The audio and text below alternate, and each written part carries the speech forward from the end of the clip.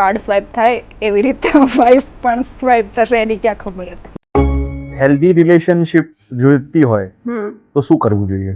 બંને જોડે રહીશું પણ હું શું કરું છું એનાથી ફરક ન પડવો જોઈએ, તું શું કરે છે એનાથી ફરક ન પડવો જોઈએ, આપણે ખાલી જોડે રહીએ. એટલે do you believe in love at first poem? એવું લવ એટ ફર્સ્ટ પોએમ? આ કેવો ક્વેશ્ચન? એટલે લવ એટ ફર્સ્ટ સાઇટ જેવું. કવિતા જ નહીં સારી હોય એવું કેવું છે તમારું? તો તમને કવિતા ના ગમે મારી? એટલે ફ્યુચરમાં અમે તમને વોટ આપીએ એવું લાગે છે? ઘણી વાર એવું થાય કે તમે તમારા થોટ્સ મૂકો, એવી કંઈક વાત તમે મૂકો તો સામે બેકલેશેસ પણ આવે, કાં તો કોઈ કોન્ટ્રોવર્શિયલ લોકો માટે હોય, તો એ બધી વસ્તુને તમે કેવી રીતે ડીલ કરો છો? તો ઓબ્વિયસલી હાર્ડ છે. લોકો અનફોલો પણ કરે અને અગ્રી ન હોય તો ડિસએગ્રીમેન્ટ પણ. મને કોલ, જેમ હું એટલું બેબાક રીતે બોલું છું એવી જ રીતના એ લોકો બેબાક રીતે મને કોલ કરીને કહી દે છે કે હું અગ્રી નથી. હું તમારા પોઈન્ટ ઓફ વ્યૂ ની રિસ્પેક્ટ કરું છું, તમે મારા પોઈન્ટ ઓફ વ્યૂ ની રિસ્પેક્ટ કરો એવું તમારી પાસે એક્સપેક્ટ કરું છું, અને આપણે બહુ હેલ્ધી વેમાં ડિસ્કશન કરશું. અને મારે આ ટાઈપની પોડકાસ્ટ ચાલુ કરવાનું એટલે વિચાર છે કે ચલો સોશિયલ ઇશ્યુ ઉપર પોડકાસ્ટ કરીએ. તમે આ ટ્રેન્ડિંગ ટોપિક્સ કેવી રીતે શોધો? આ જસ્ટ એક લાઈન ઇન્ક્લુડ કરેલી, અને જસ્ટ એ એક લાઈનમાં તમે માનશો નહીં કે મારા ઇનબોક્સમાં બોમ્બ આવવા માંડ્યા હતા બધા. તમે આટલું ડેરિંગથી, આટલું બેબાકીથી સત્ય બોલો છો, કાં તો એવી પોતાના વિચારો મૂકો છો, તો તમને કોઈ વાર ડર નથી લાગતો? શેનો ડર?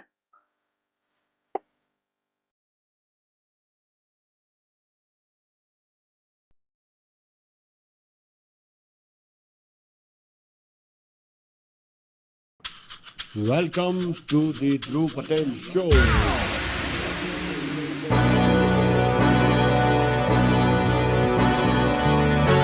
You're rocking with the best.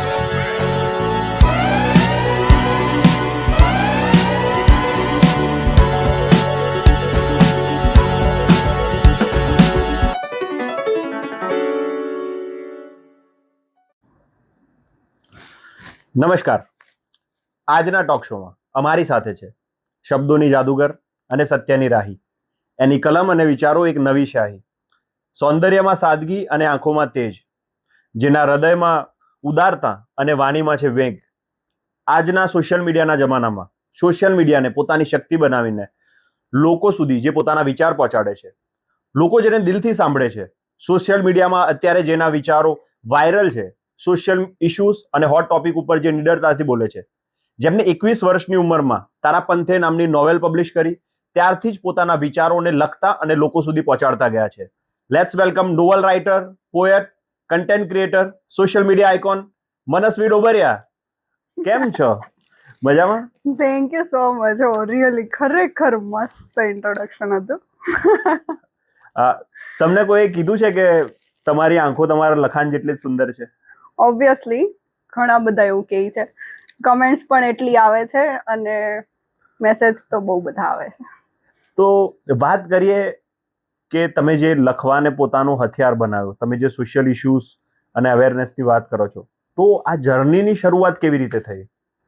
મારું એવું છે કે હું આજુબાજુમાં કોઈ પણ પ્રોબ્લેમ જોઉં ને તો મારાથી રહેવાય નહીં, મારાથી લખાય જ જાય. અને હું એને લખું એટલે એનો સોશિયલ મીડિયા ઉપર શેર કરું. અને યુપીએસસી મારું જ્યારે સ્ટાર્ટ કર્યું ને એ પહેલા પણ હું સોશિયલ મીડિયા ઉપર હતી, પણ ફેસબુક ઉપર વધારે એક્ટિવ હતી. તો એના ઉપર મતલબ મારે ઇન્ટરેક્શન પણ મારી ઓડિયન્સ જોડે બહુ સારું હતું.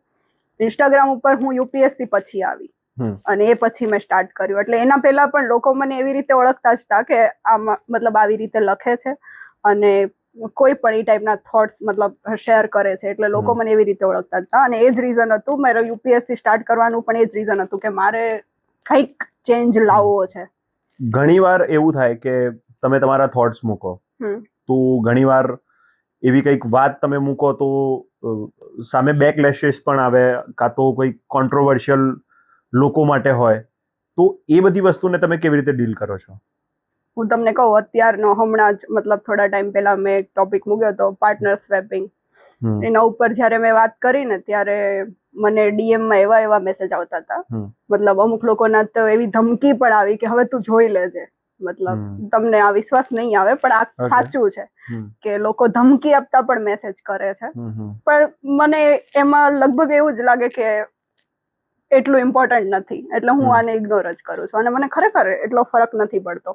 કોઈ મારા વિશે શું બોલે છે એનાથી ફરક નથી પડતો. કોઈ ખરાબ કમેન્ટ કરે ને તો હું એને વાંચીને મને એમ થાય કે લોકોના વિચારો કેવા છે એમ કરીને હું એને વાંચી લઉં બસ. બાકી એ પછી એ મારા માઇન્ડમાં ચાલતો હોય, મને ઇફેક્ટ કરે, મારા રેગ્યુલર લાઈફમાં ઇફેક્ટ કરે એવું નથી થતું. એટલે એ વસ્તુ બહુ સારી છે મારા માટે. ધારો કે ઘણીવાર ઘણા લોકો તમારા વિચારોથી ડિફરન્શિએટ કરતા હોય, તો એ લોકો એવું જ લખે કે આ વસ્તુ ખોટી છે અને તમે તમારા વિચાર ઉપર સ્ટીક હો. તો એ ડેડિકેશન કાં તો એ વસ્તુની વાત કરવા માટે જે તમારા વિચાર છે એને કંટ્રોલ કેવી રીતે કરો? હું સાચું કહું ને તો આ બધી વસ્તુ મારા માટે હેન્ડલ કરવી અઘરી એટલે નથી કેમ કે મેં યુપીએસસી કર્યું છે. તો મતલબ મારો માઇન્ડસેટ એટલો ઓપન થઈ ગયો છે કે મને ફરક નથી પડતો એટલો. આ કોઈ પણ લોકો કાંઈ પણ બોલે ને તો મતલબ અત્યારે કેવું હોય છે કે કોઈ માણસ એક લાઈન પણ બોલે ને તો એના ઉપરથી એને જજ કરી લેવામાં આવે. કોઈ માણસ કેવી રીતે બેઠું છે એના ઉપરથી એને જજ કરી લેવામાં આવે. કોઈ કેવી રીતે વાત કરે છે, કોઈ કેવી રીતે જોવે છે એના ઉપરથી જજ કરી લે. પણ મારું એવું નથી. હા, આપણે એ બધું ઓબ્ઝર્વ કરતા હોઈએ પણ એના ઉપરથી એ માણસ કેવો છે એ બધી વસ્તુ જે આપણે જજમેન્ટલ જે આપણી મેન્ટાલિટી છે ને, મારું એવું નથી. હું બહુ મતલબ તમે મને એવું કહેશો ને કે મેં આનું મર્ડર કરી નાખ્યું છે તો પણ મને કોઈ ફરક નહીં પડે. મતલબ હું તમને એવું નહીં કહું કે તે મર્ડર કરી નાખ્યો, મતલબ હું તમને એ નજરથી નહીં જોઉં જે રીતે લોકો જોવે કે હા તમે ક્રિમિનલ છો, એ નજરથી હું નહીં જોઉં. હું તમને પહેલા એ પૂછીશ કે તમે કેવી સિચ્યુએશનમાં એનું મર્ડર કર્યું છે. એટલે મારો એટલો ઓપન માઇન્ડસેટ છે એટલે મને છે ને ફરક નથી પડતો. તમે ઘણીવાર તમારા વિચારો મૂકતા હોય છો. ગુજરાત જેવા સ્ટેટમાં એ થોટ કદાચ લોકો એક્સેપ્ટ ના કરી શકે, એટલે ફિમેલ્સ પણ કદાચ તમારો વિરોધ કરે, તો એ વસ્તુ તમને હર્ટ થાય ખરા કે હું જેના માટે બોલું છું એ જ લોકો મારા વિરોધ કરે છે? એવું થાય છે, ઘણી વાર થાય છે. પણ પછી એવું પણ લાગે કે કદાચ હું મારો પોઈન્ટ વ્યવસ્થિત રીતે એમની સામે નથી મૂકી શકી. કારણ કે તમે 30 કે 35 સેકન્ડની રીલમાં કે પછી માની લો કે વધીને 1 મિનિટની રીલમાં તમે કેટલુંક સમજાવી શકવાના. એ પણ હું જ્યારે કોઈ પણ ટોપિકને રિધમમાં બોલતી હોઉં ત્યારે એ વસ્તુને તમે જ્યારે શું કહેવા માંગો છો, પ્રોપરલી શું કહેવા માંગો છો, એ કહેવું બહુ અઘરું છે. ઘણી વખત તો એવું થાય કે અમુક વર્ડ્સના મિનિંગ પણ મતલબ અમુક વર્ડ્સ સેટ પણ ન થતા હોય તમારા કન્ટેન્ટની અંદર, તો એના પણ બીજા શબ્દો ગોતવા પડે. એટલે અઘરું તો છે જ, પણ પછી છેલ્લે એવું જ લાગે કે હા મારાથી જ ભૂલ થઈ છે, મેં જ પ્રોપર રીતે કન્ટેન્ટને લોકો સુધી ડિલિવર નથી કર્યો. એટલે મારી ટ્રાય એવી રહી કે હું આનાથી વધારે સારી રીતના એને ડિલિવર કરું. બાકી હા, મને સેલ્ફ ડાઉટ નથી થતો.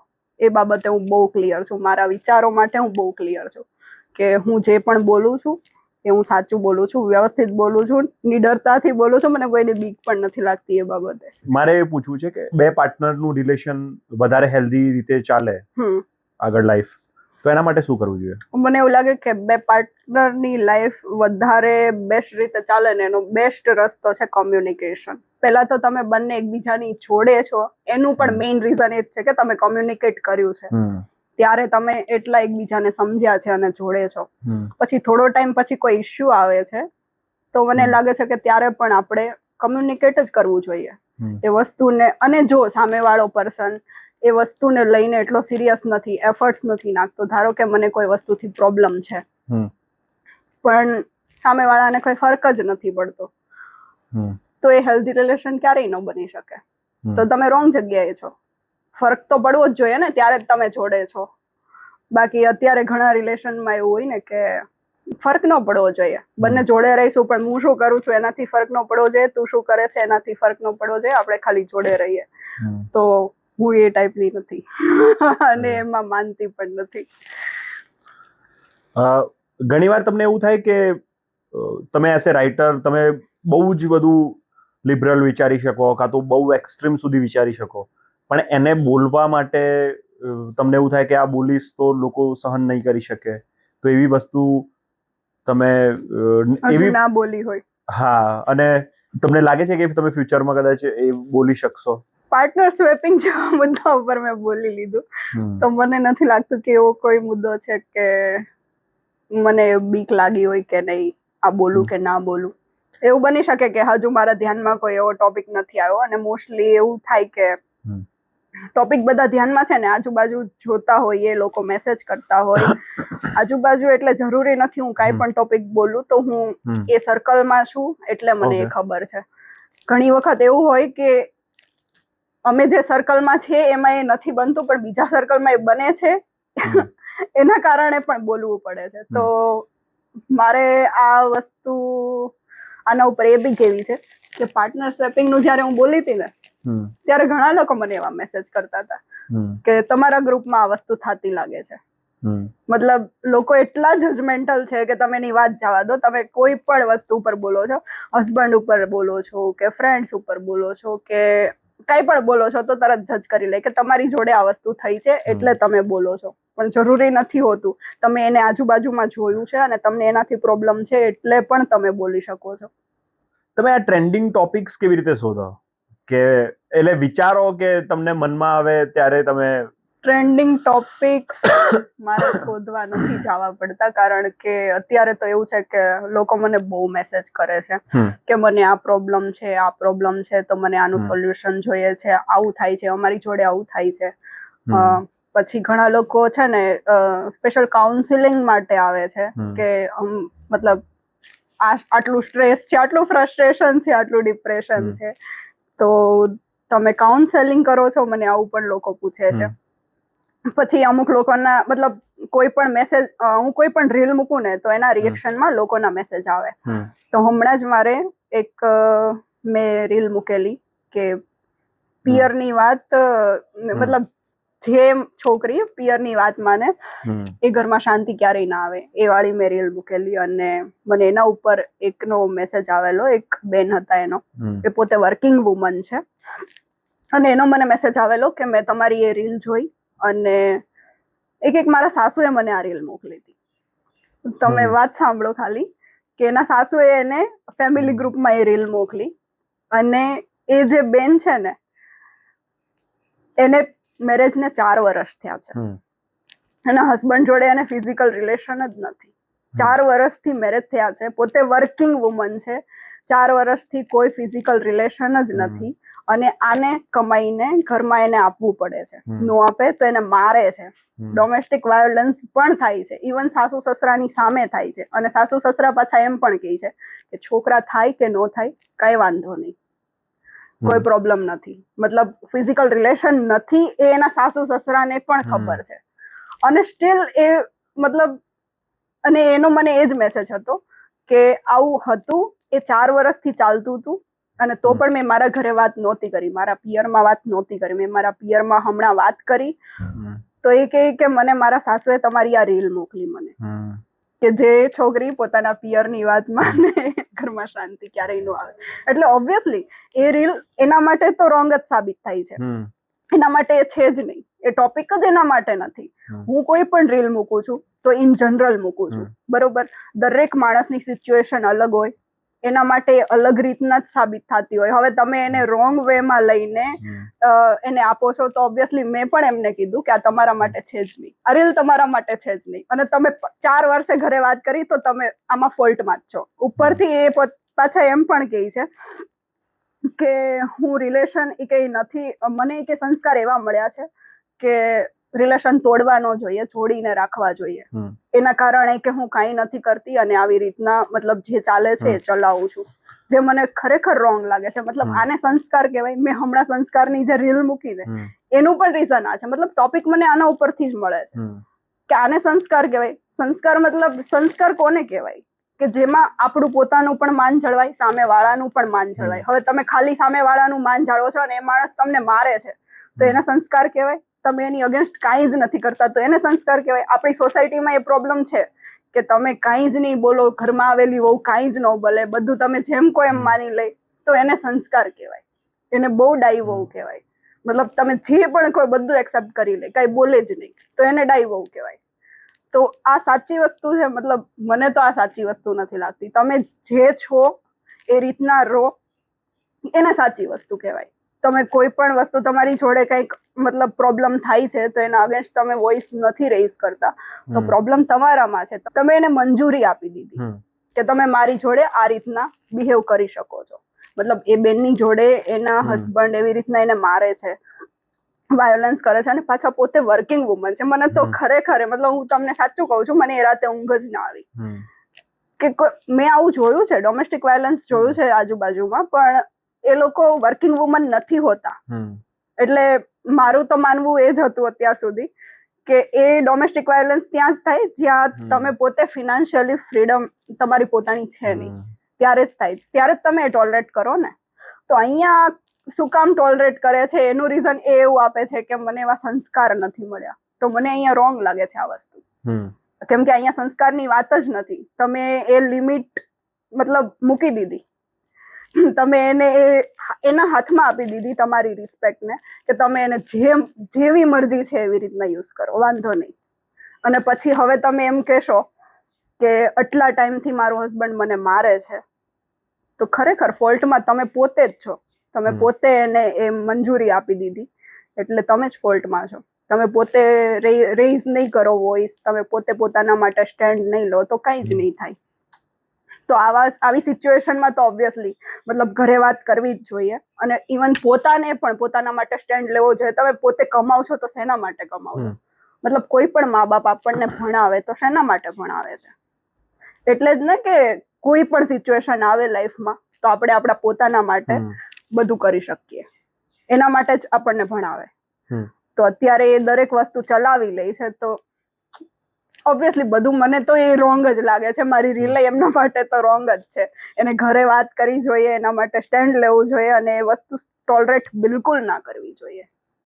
ઘણીવાર એવું થાય કે તમે પોતે જે સોશિયલ મીડિયા ઉપર મૂકો છો એના કારણે તમારા પોતે જ પરિવારમાં લોકો એના એ વિચારથી વિપરીત તમને કદી એવું દેખાડ્યું છે કે આ વસ્તુ ખોટી હતી, કે કોઈ તમને હેલ્ધી ડિસ્કશન કાં તો એવું થાય કે આમાં તારી ફિલોસોફી બરોબર નથી? બહુ થાય છે. ફેસબુકમાં હું લખતી ને તો મારી આસપાસમાં મતલબ મારું જે સર્કલ હતું આસપાસમાં, એમાં હું કહું કે તમને કે સેલિબ્રિટી કહેવાય, મતલબ સારું એવું પોતાનું પણ એનું ફેન ફોલોવિંગ છે, સારું એવું લખે છે, વાંચે છે બધું, અને હું હજુ પણ એમની એટલી રિસ્પેક્ટ કરું છું. તો એ મતલબ એના ધ્યાનમાં મારી રીલ આવી, અને એ મારા વિચારોથી સહમત નહોતા, બિલકુલ અગ્રી નહોતા. તો એના કારણે એમણે કમેન્ટ કરી હતી, અને બહુ મોટી સારું એવું લખીને કમેન્ટ કરી હતી. અને પહેલા તો મને જોઈને જ નવાઈ લાગી કે આ માણસે મારા કન્ટેન્ટ ઉપર કમેન્ટ કરી છે. એટલે એમનું કહેવાનું એમ હતું કે એક તો તમે મેરિડ નથી એટલે તમે આ વાત કરો છો, તો ઓબ્વિયસલી કે તમે પોતે એક્સપિરિયન્સ્ડ નથી એટલે તમે આ વાત કરો છો, એટલે તમે રોંગ છો. બીજું કે તમારે જ્યારે પોતાના છોકરા થશે ને ત્યારે તમને આ વસ્તુ સમજાશે, ત્યાં સુધી નહીં સમજાય. એમ કે તમે મતલબ લિવ ઇન રિલેશનશિપની એના વિશેની મારી રીલ હતી, અને એના ઉપર એમણે કમેન્ટ કરેલી. એટલે એવું બહુ બધી વાર થાય છે કે લોકો છે ને અગ્રી નથી હોતા અને કમેન્ટ કરે, મેસેજ કરે, ઇવન ઘણા લોકો તો કોલ પણ કરી દે છે. તમને વિશ્વાસ નહીં આવે કે તમારી 5 મિનિટ મળશે, મારે આ ટોપિક ઉપર વાત કરવી છે. અને મારા માટે ખરેખર અઘરું થઈ જાય, કારણ કે આપણે આપણી લાઈફમાં આપણા કામમાં હોઈએ અને લોકો એ રીલ જોઈને ગમે ત્યારે કોલ કરે તમને કે મારે આ ટોપિક ઉપર વાત કરવી છે, તમારા 5 મિનિટ મળશે. એમ તો અઘરું તો છે જ તે. લોકો એગ્રી પણ નથી થતા એટલી ઇઝીલી. એટલે જ મેં વિચાર્યું છે કે હું છે ને એવો પોડકાસ્ટ ચાલુ કરું છું જેમાં હું સોશિયલ ઇશ્યુઝ એડ્રેસ કરીશ, અને એમાં ડિબેટ હશે. મતલબ મારા વિચારો લોકોને ખબર જ છે. હું સોશિયલ મીડિયા ઉપર રીલ્સ મૂકું છું તો લોકોને ખબર જ છે કે શું મારા વિચાર છે કોઈ પણ ટોપિકને લઈને. ધારો કે લિવ ઇન રિલેશન છે તો મેં લિવ ઇન રિલેશનશિપ ઉપર મેં એટલી મતલબ રીલ્સ મૂકી છે, લોકોએ કમેન્ટ પણ કરી છે, ઘણા મોટા મોટા લોકોએ પણ એમાં કમેન્ટ કરી છે. તો જેને પણ પ્રોબ્લેમ છે મને કોન્ટેક્ટ કરે અને આવે મારા શોમાં, આપણે ડિબેટ કરશું, હેલ્ધી ડિબેટ હશે. હું છે ને એટલી ઓપન માઇન્ડેડ છું કે હું તમારી જોડે ઝઘડવા નહીં માંડું. હું તમારા પોઈન્ટ ઓફ વ્યૂ ની રિસ્પેક્ટ કરું છું, તમે મારા પોઈન્ટ ઓફ વ્યૂ ની રિસ્પેક્ટ કરો એવું તમારી પાસે એક્સપેક્ટ કરું છું, અને આપણે બહુ હેલ્ધી વેમાં ડિસ્કશન કરશું. અને મારે આ ટાઈપની પોડકાસ્ટ ચાલુ કરવાનો એટલે વિચાર છે કે ચલો સોશિયલ ઇશ્યુ ઉપર પોડકાસ્ટ કરીએ. Oh nice. કોઈ વાર એવું થયું છે કે ઘણા લોકો તમારા વિચારથી એટલે સહેમત હોય કે તમે આટલા સુંદર દેખાવ છો? કે ભાઈ હવે સુંદર એમાં- છોકરી કહી રહી છે તો આ સાચું જ હશે. હું સાચું કહું ને તો મને જોઈને કે હું જે રીતના બોલું છું કે મારા અવાજને લઈને મને અવાજ ઉપર બહુ કમેન્ટ આવે છે કે તમે જર્નાલિઝમમાં જતા રહો કાં તો પછી આરજે બની જાઓ કે મતલબ એ રીતના મતલબ વોઇસ તમારો બહુ સારો છે આવી બહુ કમેન્ટ આવે છે. એટલે વોઇસ, આઈઝ કે પછી દેખાવ કે કાંઈ પણ હું જે રીતના બોલું છું એ લહેકાને લઈને કે કોઈ પણ રીતે જ્યારે લોકો કમેન્ટ કરીને એમ કહે કે હા હું તમારી સાથે એગ્રી છું કારણ કે તમે આવી રીતે બોલો છો, તો ઓબ્વિયસલી હું એમાં ખુશ નથી. તમારે અગ્રી તો જ હોવું જોઈએ જો તમે એમાં બિલીવ કરો છો, જો તમે એ ટોપિકમાં બિલીવ કરો છો. બાકી કોઈ તમને સારી દેખાતી વ્યક્તિ તમને કહે છે કે તો એના કારણે તમે અગ્રી થાવ છો તો ઓબ્વિયસલી તમે તમારું માઇન્ડ મતલબ એના આગળ મૂકી દીધું, એની બ્યુટીની આગળ મૂકી દીધું તમારા બ્રેઇનને, તો એ વસ્તુ રોંગ જ છે. તમને નથી લાગતું કે એવા લોકો હોવા જોઈએ કે આપણે જે કહીએ એ માને જ? નહીં, બિલકુલ નહીં. મને એવા લોકો નથી પસંદ જે આપણે કહીએ ડાયરેક્ટ માની લે. મને એવા લોકો પસંદ છે જે પોતાનો ઓપિનિયન મૂકે અને હું પણ રોંગ છું તો મને કહે કે તું રોંગ છો આ જગ્યાએ. કોઈ વાર એવું થયું છે કે તમે કોઈ સલાહ આપી હોય એને સામે જે વ્યુઅર્સ હોય એમાંથી કોઈ માની લીધી હોય અને તમને કહી દીધું કે તમે જે કીધું એ મેં કર્યું ને રિસ્પોન્સ બહુ પોઝિટિવ આવ્યો અને મેં મારો અવાજ ઉપાડવાનું ચાલુ કરી દીધું છે? હા, એવા મતલબ મને 2-3 વખત મેસેજ આવેલા છે કે તમારી આ રીલના કારણે હું આટલા ડિપ્રેશનમાં આવી રીતના હતો અને આમ થયું ને મેં આવી રીતે કર્યું. એવા બહુ મેસેજ 2-3 વખત તો મેં વાંચેલા છે. પણ મારે તો એવું છે કે એટલા ઇનબોક્સ ભરાઈ જાય છે તો મારે મોસ્ટલી એટલું બધું રીડ નથી કરી શકતી. પણ હા, એવા મેસેજ આવે છે.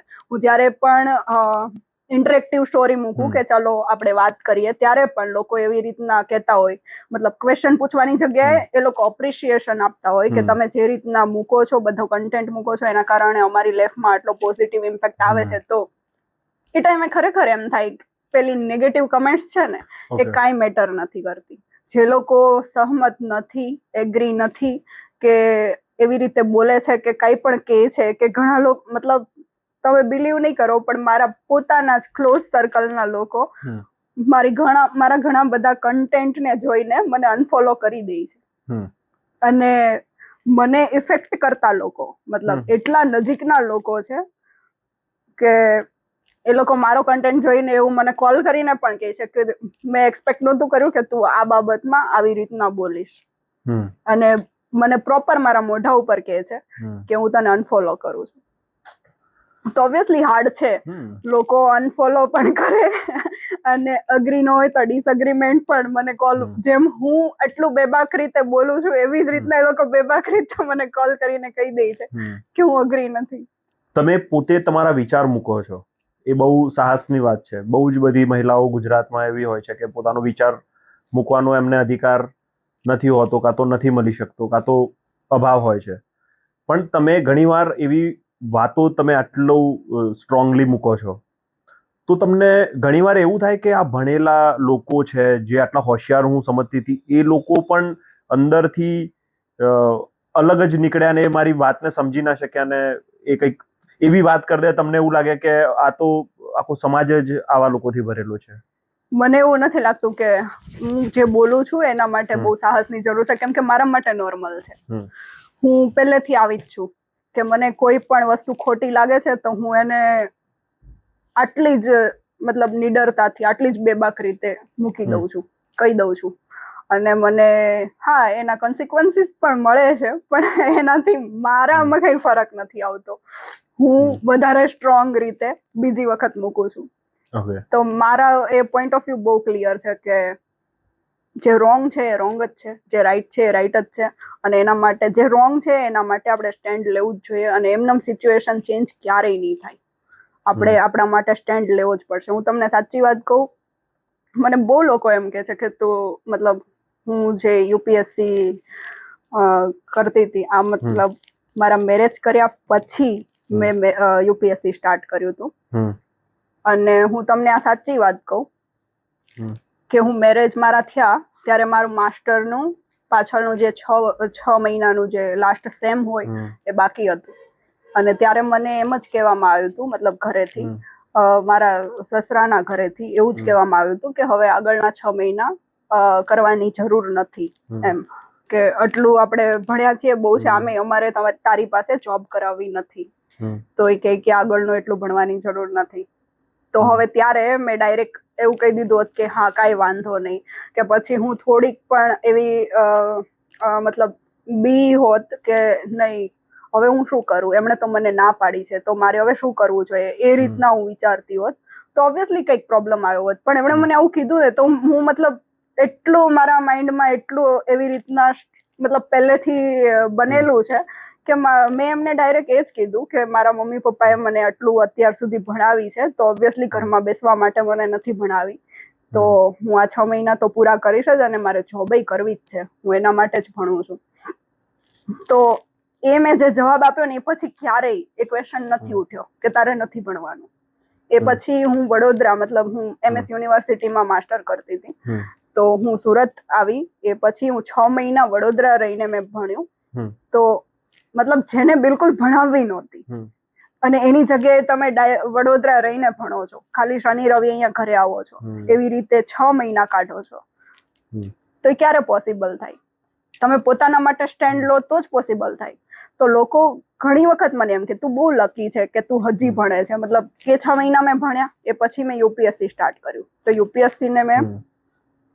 UPSC હું કરતી હતી ત્યારે પણ હું UPSC માટે 1 વર્ષ હું દિલ્હી રહીને આવી, આખું 1 વર્ષ હું દિલ્હી રહી. તો ત્યારે પણ લોકો મને બહુ એવું કહે કે મેરેજ થઈ ગયા છે તો પણ તું આવી રીતના ભણે છે તો ખરેખર તું બહુ લકી છો. તો હા, મતલબ લકી તમે ક્યારેય પોતાને કહો, પોતાના માટે તમે સ્ટેન્ડ લ્યો, પોતાના માટે તમે ફાઇટ કરો અને પછી તમને જે મળે છે તો તમને જ ખબર છે કે તમે લકી છો કે તમે એના માટે ફાઇટ કર્યું છે. તમે ફાઇટ કરીને જે વસ્તુ લો છો અને પછી એવું તમે, મતલબ મને તો નથી ફીલ થતું કે હું લકી છું. મને ખબર છે કે હું મારી પાસે જે પણ વસ્તુ આવે છે ને એને હું ફાઇટ કરીને મારી પાસે લાવું છું. તો લકી તમને લાગે છે એટલે સામેવાળા પર્સનને ઓબ્વિયસલી જે પણ દેખાય છે એ વસ્તુ રાઈટ નથી, એટલે આપણે હંમેશા પોતાના માટે સ્ટેન્ડ લઈએ ત્યારે જ એ વસ્તુ આપણી પાસે આવે. જેમ તમે વાત કરી કે હું આવી રીતે સ્ટ્રોંગલી પહેલેથી મારે જે જોઈતું હતું એ હું કરવાનો ટ્રાય કરું છું, એના માટે લડું છું, તો મારે એ જાણવું છે કે નાનપણથી જ તમે એ રીતનું તમારું ઘડતર થયું હતું કે UPSC પછી તમને સમજ આવી કે દુનિયા આવી છે અને આવી રીતે મારે ડીલ કરવું પડશે? હું સાચું કહું ને તો હું પહેલા બહુ ઇન્ટ્રોવર્ટેડ હતી અને કોઈ મને એક લાફો મારીને પણ જતું રહે ને તો હું ત્યાં ઊભી રોઉં પણ એને એમ ના પૂછું કે મને કેમ લાફો માર્યો, આવી માણસ હતી હું. આ હું ચોખ્ખું ક્લિયર જ કહું છું. 8મા સુધી હું આવી હતી. 8મા ધોરણમાં મારી એક બેસ્ટ ફ્રેન્ડ મારી બની હતી. એ બહુ જોરદાર હતી, મતલબ કોઈ પણ વસ્તુ એ ચલાવી ના લે અને સોસાયટીમાં મતલબ બહાર કોઈ પણ વસ્તુ એવી થાય ને તો લડીને આવે એવી. અને મારું કેવું હતું કે હું ઘરમાં લડી શકું, બહાર ન લડી શકું, એવું હતું. તો આ જે 360 ડિગ્રી જે ચેન્જ આવ્યો ને, એક તો એ ફર્સ્ટ એક એ રીઝન હતું. સેકન્ડ રીઝન એ પણ છે કે હું કોલેજમાં આવીને તો કોલેજમાં મેં 3 વર્ષ, જ્યારે હું મારા MG સાયન્સમાં મેં BSc કરેલું છે, તો મારા ઘરથી એ 14-15 કિલોમીટર થાય, એટલે ઓબ્વિયસલી અમે બસમાં જતા ને આવતા. તો એ બસની જે મુસાફરી છે ને, એણે જે શીખવાડ્યું ને બેસ્ટ, મતલબ મને એવું લાગે છે કે દરેકની લાઈફમાં એ પીરિયડ આવવો જોઈએ. એનાથી તમે જે ઘડાવ ને, તમે જે બોલતા શીખો, તમે પોતાના માટે સ્ટેન્ડ લેતા શીખો, એ બહુ અલગ જ છે. મતલબ મેં કોઈ દી નહોતું વિચાર્યું કે કોઈ પણ માણસ આપણને ટચ પણ કરીને જાય ને તો હું એને સામે આન્સર કરી શકું. હું નહોતી કરી શકતી. આ વસ્તુ લગભગ બધી છોકરીઓ આ વસ્તુ ફીલ કરતી હશે. ઘણી બધી સામે રિસ્પોન્સ નહીં આપી શકતી હોય, ઘણી બધી મતલબ ના પણ નહીં પાડી શકતી હોય અને સહન કરતી હશે. હું એવી હતી, 8મા ધોરણ સુધી એવી હતી, પણ એ પછી મારામાં બહુ ચેન્જ આવ્યો. એક તો મારી આ ફ્રેન્ડના કારણે અને સેકન્ડ આ મેં જે મતલબ 3 વર્ષ છે MG સાયન્સમાં જે અપડાઉન કર્યું છે એના કારણે. તો એ પીરિયડ બહુ બેસ્ટ હતો. એના કારણે મારામાં આટલો ચેન્જ આવ્યો છે. અને યુપીએસસી તો બહુ પાછળ આવ્યું, બહુ છેલ્લે આવ્યું, પણ ત્યાં સુધીમાં મને એટલી ખબર હતી કે શું સાચું છે ને શું ખોટું છે, એના માટે પોતાના માટે સ્ટેન્ડ લેવાનો. હવે તમને શું લાગે છે કે યુપીએસસી વધારે પાવરફુલ છે કે આર્ટિસ્ટ? બંને. યુપીએસસી પાવરફુલ તો છે. જો જે પણ યુપીએસસી ની પ્રિપરેશન કરતું હોય ને એના માટે એ સર ભગવાન સમાન છે, વિકાસ દિવ્ય કીર્તિ સર.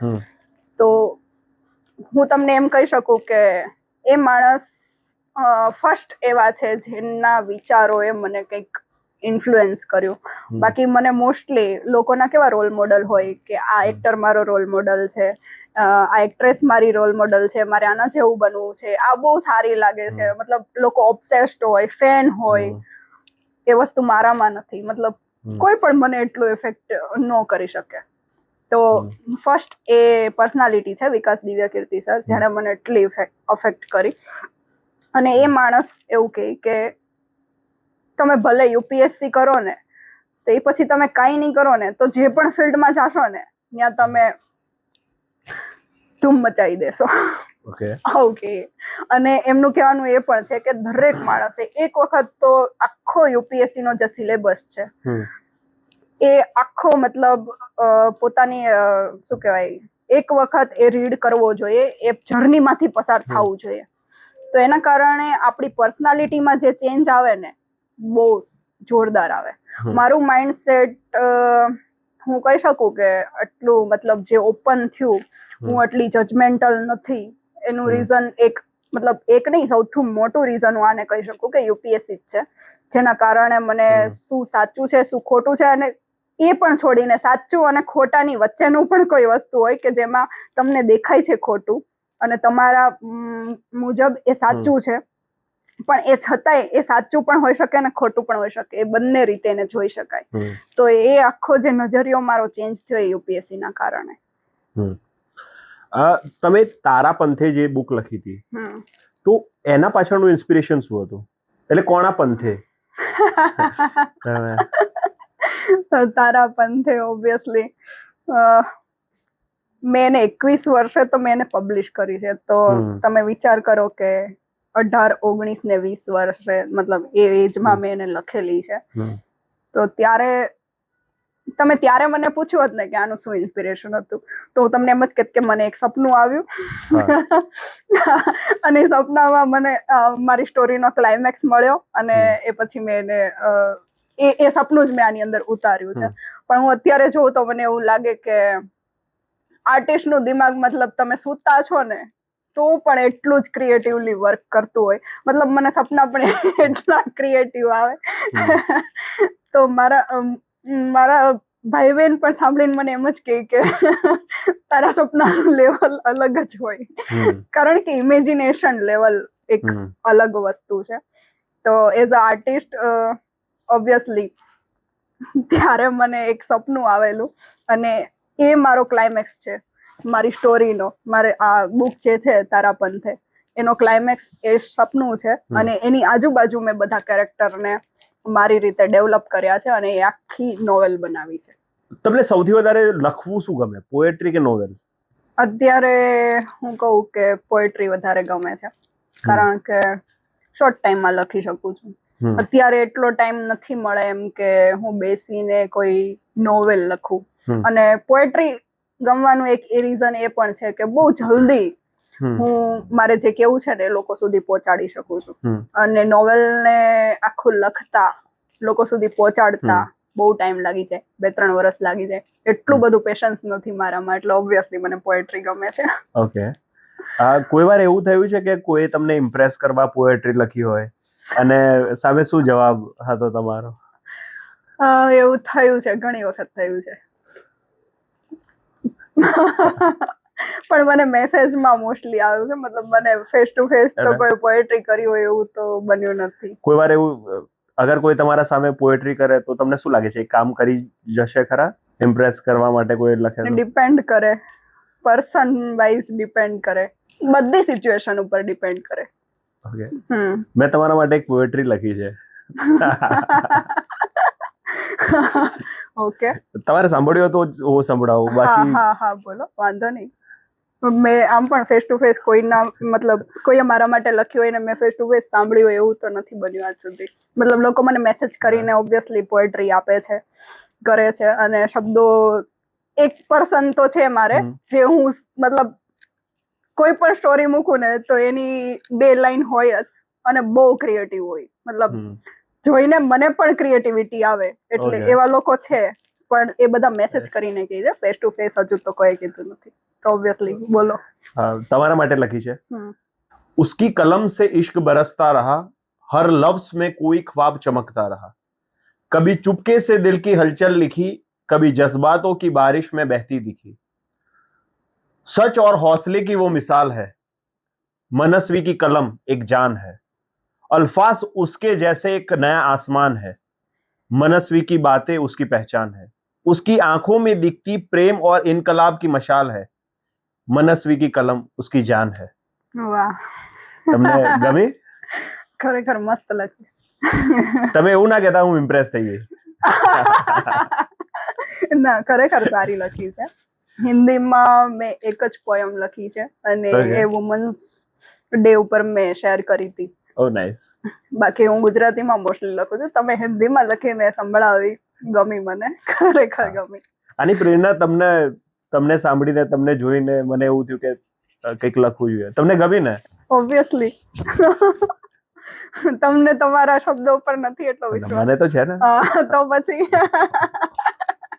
તમે એસે આર્ટિસ્ટ જ્યારે કંઈક એક્સપ્રેસ કરતા હોય ત્યારે તમને સોશિયલ રિસ્પોન્સિબિલિટીનો પણ વિચાર આવે ખરા કે ભલે મારે એક્સપ્રેસ કરવું છે કાં તો હું કરી શકું, પણ અત્યારે જે સોસાયટીમાં જે સિચ્યુએશન છે, કાં તો આ વસ્તુ અત્યારે કરીશ તો આમને ખોટું લાગી જશે, આને ખોટું લાગી જશે, એ વિચાર આવે ખરા? તમે બેલેન્સ કેવી રીતે કરો પોતાના એક્સપ્રેશન, આર્ટિસ્ટિક એક્સપ્રેશનને અને સોશિયલ રિસ્પોન્સિબિલિટીને?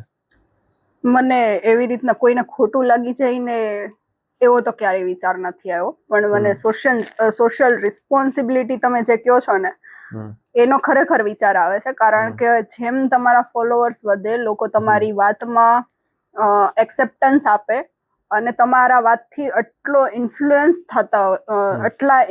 થતા હોય લોકો, ત્યારે ઓબ્વિયસલી તમારી એક રિસ્પોન્સિબિલિટી તો બને જ છે કે તમે જે પણ લોકો સુધી પહોંચાડો એ પ્રોપર વેમાં સાચી રીતે પહોંચાડો. તમારાથી કોઈ નેગેટિવ ડિરેક્શનમાં જાય છે તો ઓબ્વિયસલી રોંગ જ છે. અને એટલે જ હું તમને કહું કે તમે મારા પેજ ઉપર બહુ ઓછું બ્રાન્ડ માર્કેટિંગ જોયું હશે. હું બહુ એ બાબતે બહુ ચૂઝી છું. મતલબ કોઈ પણ મારી પાસે પેઇડ પ્રમોશન કરવા પણ આવે તો મને લાખો રૂપિયા આપી દે એટલે હું એનું પ્રમોશન કરી નાખું એવું નથી. તમે નહીં માનો પણ મારા આટલા ફોલોવર્સ છે તો પણ લોકો લાખો રૂપિયા દેવા તૈયાર છે. ગેમ્સમાં, MLM કંપનીમાં, જે તમને ખબર જ છે કે એટલી મતલબ જે પ્રોડક્ટ્સ વાળી MLM કંપની નથી, પ્રોડક્ટ બેઝ નથી, એ ટ્રસ્ટેબલ નથી. એટલે એ વસ્તુ એક હું ડાયરેક્ટ જ ઇગ્નોર કરું છું. એક ગેમ્સનું, જે ગેમ્સના પ્રમોશન આવે છે એ વસ્તુ, તો એમાં લોકો બહુ પૈસા ઓફર કરે છે અને બહુ મેસેજ આવે. મતલબ કોઈ સિંગલ પર્સને મને ઓફર કર્યું છે એવું પણ નથી, બહુ લોકોએ અપ્રોચ કર્યો છે કે તમે એક આવી રીતના મને રીલ બનાવીને આપો, અમે આટલા રૂપિયા આપશું. પણ હું એ વસ્તુ મતલબ મને ખબર છે મારી જવાબદારી શું છે, તો ખાલી એ પૈસાના કારણે હું એ જવાબદારીને નહીં ચૂકું. એ વસ્તુ છે. અને બીજું કે મારી પાસે કોઈ પણનું પ્રમોશન આવે, મતલબ મારી પાસે કોઈ પણ પ્રોડક્ટનું પ્રમોશન આવે તો હું પહેલા એની પ્રોડક્ટ મંગાવું છું, એ પ્રોડક્ટને એનાલાઇઝ કરું, એને યુઝ કરું, એ જે ક્લેમ કરે છે એ વસ્તુ એમાં ખરેખર થતી હોય તો જ હું એ પ્રોડક્ટનું પ્રમોશન કરું છું, નહીતર નથી કરતી. આ મારું બહુ ફંડા ક્લિયર છે. ઇવન હું મારા પોડકાસ્ટમાં પણ હું બ્રાન્ડ માર્કેટિંગના પોડકાસ્ટ કરું છું, તો એમાં પણ હું એ જ લોકોના પોડકાસ્ટ કરું છું જેની પ્રોડક્ટમાં ખરેખર દમ છે. એટલે હું એ પણ કહું છું કે તમારે જો મારી પાસે પોડકાસ્ટ કરાવવો હોય તો 5-10 હજારમાં તમે જે બધા લોકો પાસે કરાવી આવો છો પોડકાસ્ટ, એવી રીતે તમે મારી પાસે નહીં કરાવી શકો. તમારી પ્રોડક્ટમાં ખરેખર દમ છે તો જ તમે મારી પાસે આવો, તો જ હું તમારો પોડકાસ્ટ કરીશ અને તો જ તમારી બ્રાન્ડની વેલ્યુ જે છે એ રિયલ મતલબ લોકોની સામે સાચી રીતે આવશે. એટલે મારી જે જવાબદારી છે ને એ વસ્તુ હું ક્યારેય મતલબ 5-10 હજાર રૂપિયા કે લાખો રૂપિયા પણ કોઈ આપતું હોય તો એના કારણે ક્યારેય નહીં મૂકતી અને મૂકીશ પણ નહીં.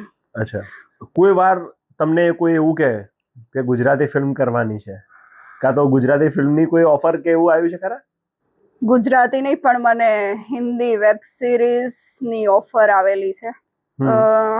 એની પહેલા પણ કોઈ એક ઓફર આવી હતી જેને તો મેં ડાયરેક્ટ જ ઇગ્નોર કરી હતી, પણ હમણાં જ મને એક વેબ સિરીઝની ઓફર આવી હતી. એમેઝોન પ્રાઇમ ઉપર એ વેબ સિરીઝ આવવાની હતી અને એમાં કોઈ લીડ રોલ કરવાનો હતો અને એવું હતું કે સ્ટ્રોંગ કેરેક્ટર હતું વુમનનું. તો એમનું કહેવાનું એવું હતું કે અમને એવી પર્સનાલિટી જોઈએ છે જે કંગના રનૌત જેવી હોય. અને હું તો આ નામ સાંભળીને જ મને એમ થયું કે ઓહ, લોકો કેવી રીતે કમ્પેર કરતા હોય એમ. એટલે આપણે તો એ વસ્તુ વિચારી જ ના શકીએ, પણ મતલબ સ્ટ્રોંગ વુમનની એમને પર્સનાલિટી જોતી હતી અને એના માટે એમણે મને અપ્રોચ કરેલો કે આવી રીતના વર્ક કરવાનું છે. પણ હું સાચું કહું કે એક્ટિંગ મારો સબ્જેક્ટ નથી, એટલે કોઈ પણ મારી પાસે આવે તો ઓબ્વિયસલી હું વિચારું જરૂર. બીજું કે તમને અત્યારે શું લાગી રહ્યું છે કે સૌથી વધારે કયો એવો સોશિયલ ઇશ્યુ છે જે સમાજમાં બની રહ્યો છે? અને બીજી વસ્તુ, જે બીજો પ્રશ્ન છે એનો જવાબ તમે પહેલા આપજો કે તમે આટલું ડેરિંગથી, આટલું બેબાકીથી સત્ય બોલો છો, કાં તો એવી પોતાના વિચારો મૂકો છો, તો તમને કોઈ વાર ડર નથી લાગતો? શેનો ડર? લોકો જે એમને ઘણા લોકો મારા માટે શું વિચારશે એનો? ના, લોકો ઘણીવાર તમારા વિચારોથી ઓપોઝ હોય તો એ પછી એ ટ્રાય કરે કે તમને જેટલું બને એટલું તમારો ઇમેજ ઉપર હાર્મ કરવું, તમારામાં નેગેટિવ કમેન્ટ્સ લખે, લોકો ખોટી પબ્લિસિટી કરે. તો એ બધી વસ્તુનો તમને કોઈ વાર ફિયર હોય ખરા? બિલકુલ નહીં. મને ખરેખર બીક નથી લાગતી. મને આ ક્વેશ્ચન લગભગ બહુ બધા લોકો પૂછે છે કે તું કેમ કઈ વિચાર્યા વગર જ બોલી દઈ છે, આવું પણ લોકો કહે છે. મતલબ હું જે રીતના મૂકું છું એને તમે એટલું પોઝિટિવલી કહો છો એટલે તમે એમ કહો છો કે હું આટલી નિડરતાથી, આટલા સાહસથી વાત મૂકું છું, પણ ઘણા લોકો એમ પણ કહે છે કે તું કઈ વિચાર્યા વગર મૂકી દે છે. એટલે આ બંને પોઈન્ટ ઓફ વ્યૂ, મતલબ લોકોનો પોતાનો પોઈન્ટ ઓફ વ્યૂ થયો. એટલે આવી વાત તો થતી જ હોય છે, પણ હું સાચું કહું, મને રિયલી ક્યારેય મતલબ કોઈ ટોપિક ઉપર બોલવામાં ક્યારેય બીક નથી લાગી. મને જે વસ્તુ રોંગ લાગે છે એના ઉપર હું પોતાને રોકી જ નથી શકતી, મારાથી લખાઈ જ જાય છે અને એ લખાઈ જાય એટલે એની રીલ બનવાની જ છે. એ ફાઇનલ છે. હું તમને કહું, પાર્ટનર સ્વેપિંગ ઉપર બહુ નોર્મલી જસ્ટ મેં મતલબ હમણાં જે રીલ બની ને પાર્ટનર સ્વેપિંગ ઉપર, એના પહેલા મેં એક રીલ મૂકેલી, એ કોઈક મેરેજ રિલેટેડ હતી અને એમાં મેં ટોપિક જસ્ટ એમ ઇન્ક્લુડ કરેલો કે કાર્ડ સ્વાઇપ થાય એવી રીતે વાઇફ પણ સ્વાઇપ થશે એની ક્યાં ખબર હતી. એટલે આ જસ્ટ એક લાઈન ઇન્ક્લુડ કરેલી અને જસ્ટ એ એક લાઈનમાં તમે માનશો નહીં કે મારા ઇનબોક્સમાં બોમ્બ આવવા માંડ્યા હતા બધા કે તમે આવી વાત કરો છો, આમ કરો છો. મતલબ આ એવો ટોપિક છે કે અડધા લોકોને ખબર પણ નથી, તો એ કે તમે બોલીને લોકોને ખબર પાડો છો. તો ઘણા લોકો આવું પણ માને છે કે હું કહું, મતલબ લોકોને અવેર કરું છું આ ટોપિકથી, તો જેને નથી ખબર એ લોકો આના વિશે જાણશે અને સર્ચ કરશે અને પછી એ કરવાનો ટ્રાય કરશે. તો ઓબ્વિયસલી આવી રીતે પણ લોકો મને કહે છે કે મતલબ તું જે કરે છે ને એ રોંગ છે. ભલે તું એને અપ્રિશિએટ નથી કરતી, પણ તું એને અગેન્સ્ટ પણ છો તો પણ તું જો બોલે છે ને એટલે એને ખબર પડી એટલે એ વસ્તુ એ કરશે. તો તમારું શું કેવું છે? મતલબ મારે ન બોલવું જોઈએ આ સોશિયલ ટોપિક ઉપર? મતલબ કોઈ પણ સોશિયલ ઇશ્યુ ઉપર આપણે બોલીએ છે, કોઈ પણ વસ્તુથી આપણને પ્રોબ્લેમ છે, તો એમાં ચેન્જ ક્યારે આવશે? આપણે બોલશું ત્યારે જ આવશે ને. હવે એ લોકો એવું કહે છે કે હું લોકોને અવેર કરું છું, પણ મને તો એવું લાગે છે કે હું લોકોને કહું છું એનાથી એમને ખબર પડે છે કે આ વસ્તુથી સાવચેત રહેવાનું છે, આવું થઈ શકે. મતલબ આવી રીતે લોકો અપ્રોચ કરી શકે, તો આને કેવી રીતે હેન્ડલ કરવું એ તમને ખબર હોવી જોઈએ. અને તમારી આસપાસ પણ જો આવું બનતું હોય તો તમને ખબર હોય, એટલીસ્ટ તમે એ વસ્તુને રોકી શકો. તો હું તો એ રીતે વિચારું છું, પણ લોકો મને આવી રીતે પણ મેસેજ કરે છે, તો ઓબ્વિયસલી એ બધાના પોતાના પોઈન્ટ ઓફ વ્યૂ છે, એટલે મને એનાથી ફરક નથી પડતો. લોકો શું વિચારશે એનાથી તો મને ક્યારેય નથી પડ્યો. તમને શું લાગે છે કે સોશિયલ મીડિયાની તાકાત શું છે? મને એવું લાગે છે સોશિયલ મીડિયાની જે તાકાત, નરેન્દ્ર મોદી મતલબ ચાનો સ્ટોલ હતો ત્યાં વર્ક કરતા હતા, ત્યાંથી અત્યારે પીએમ છે ને, તો મને લાગે છે એમાં સૌથી મોટો રોલ સોશિયલ મીડિયાનો છે. એટલે એની શું તાકાત છે તમે જાતે જ વિચારી લો.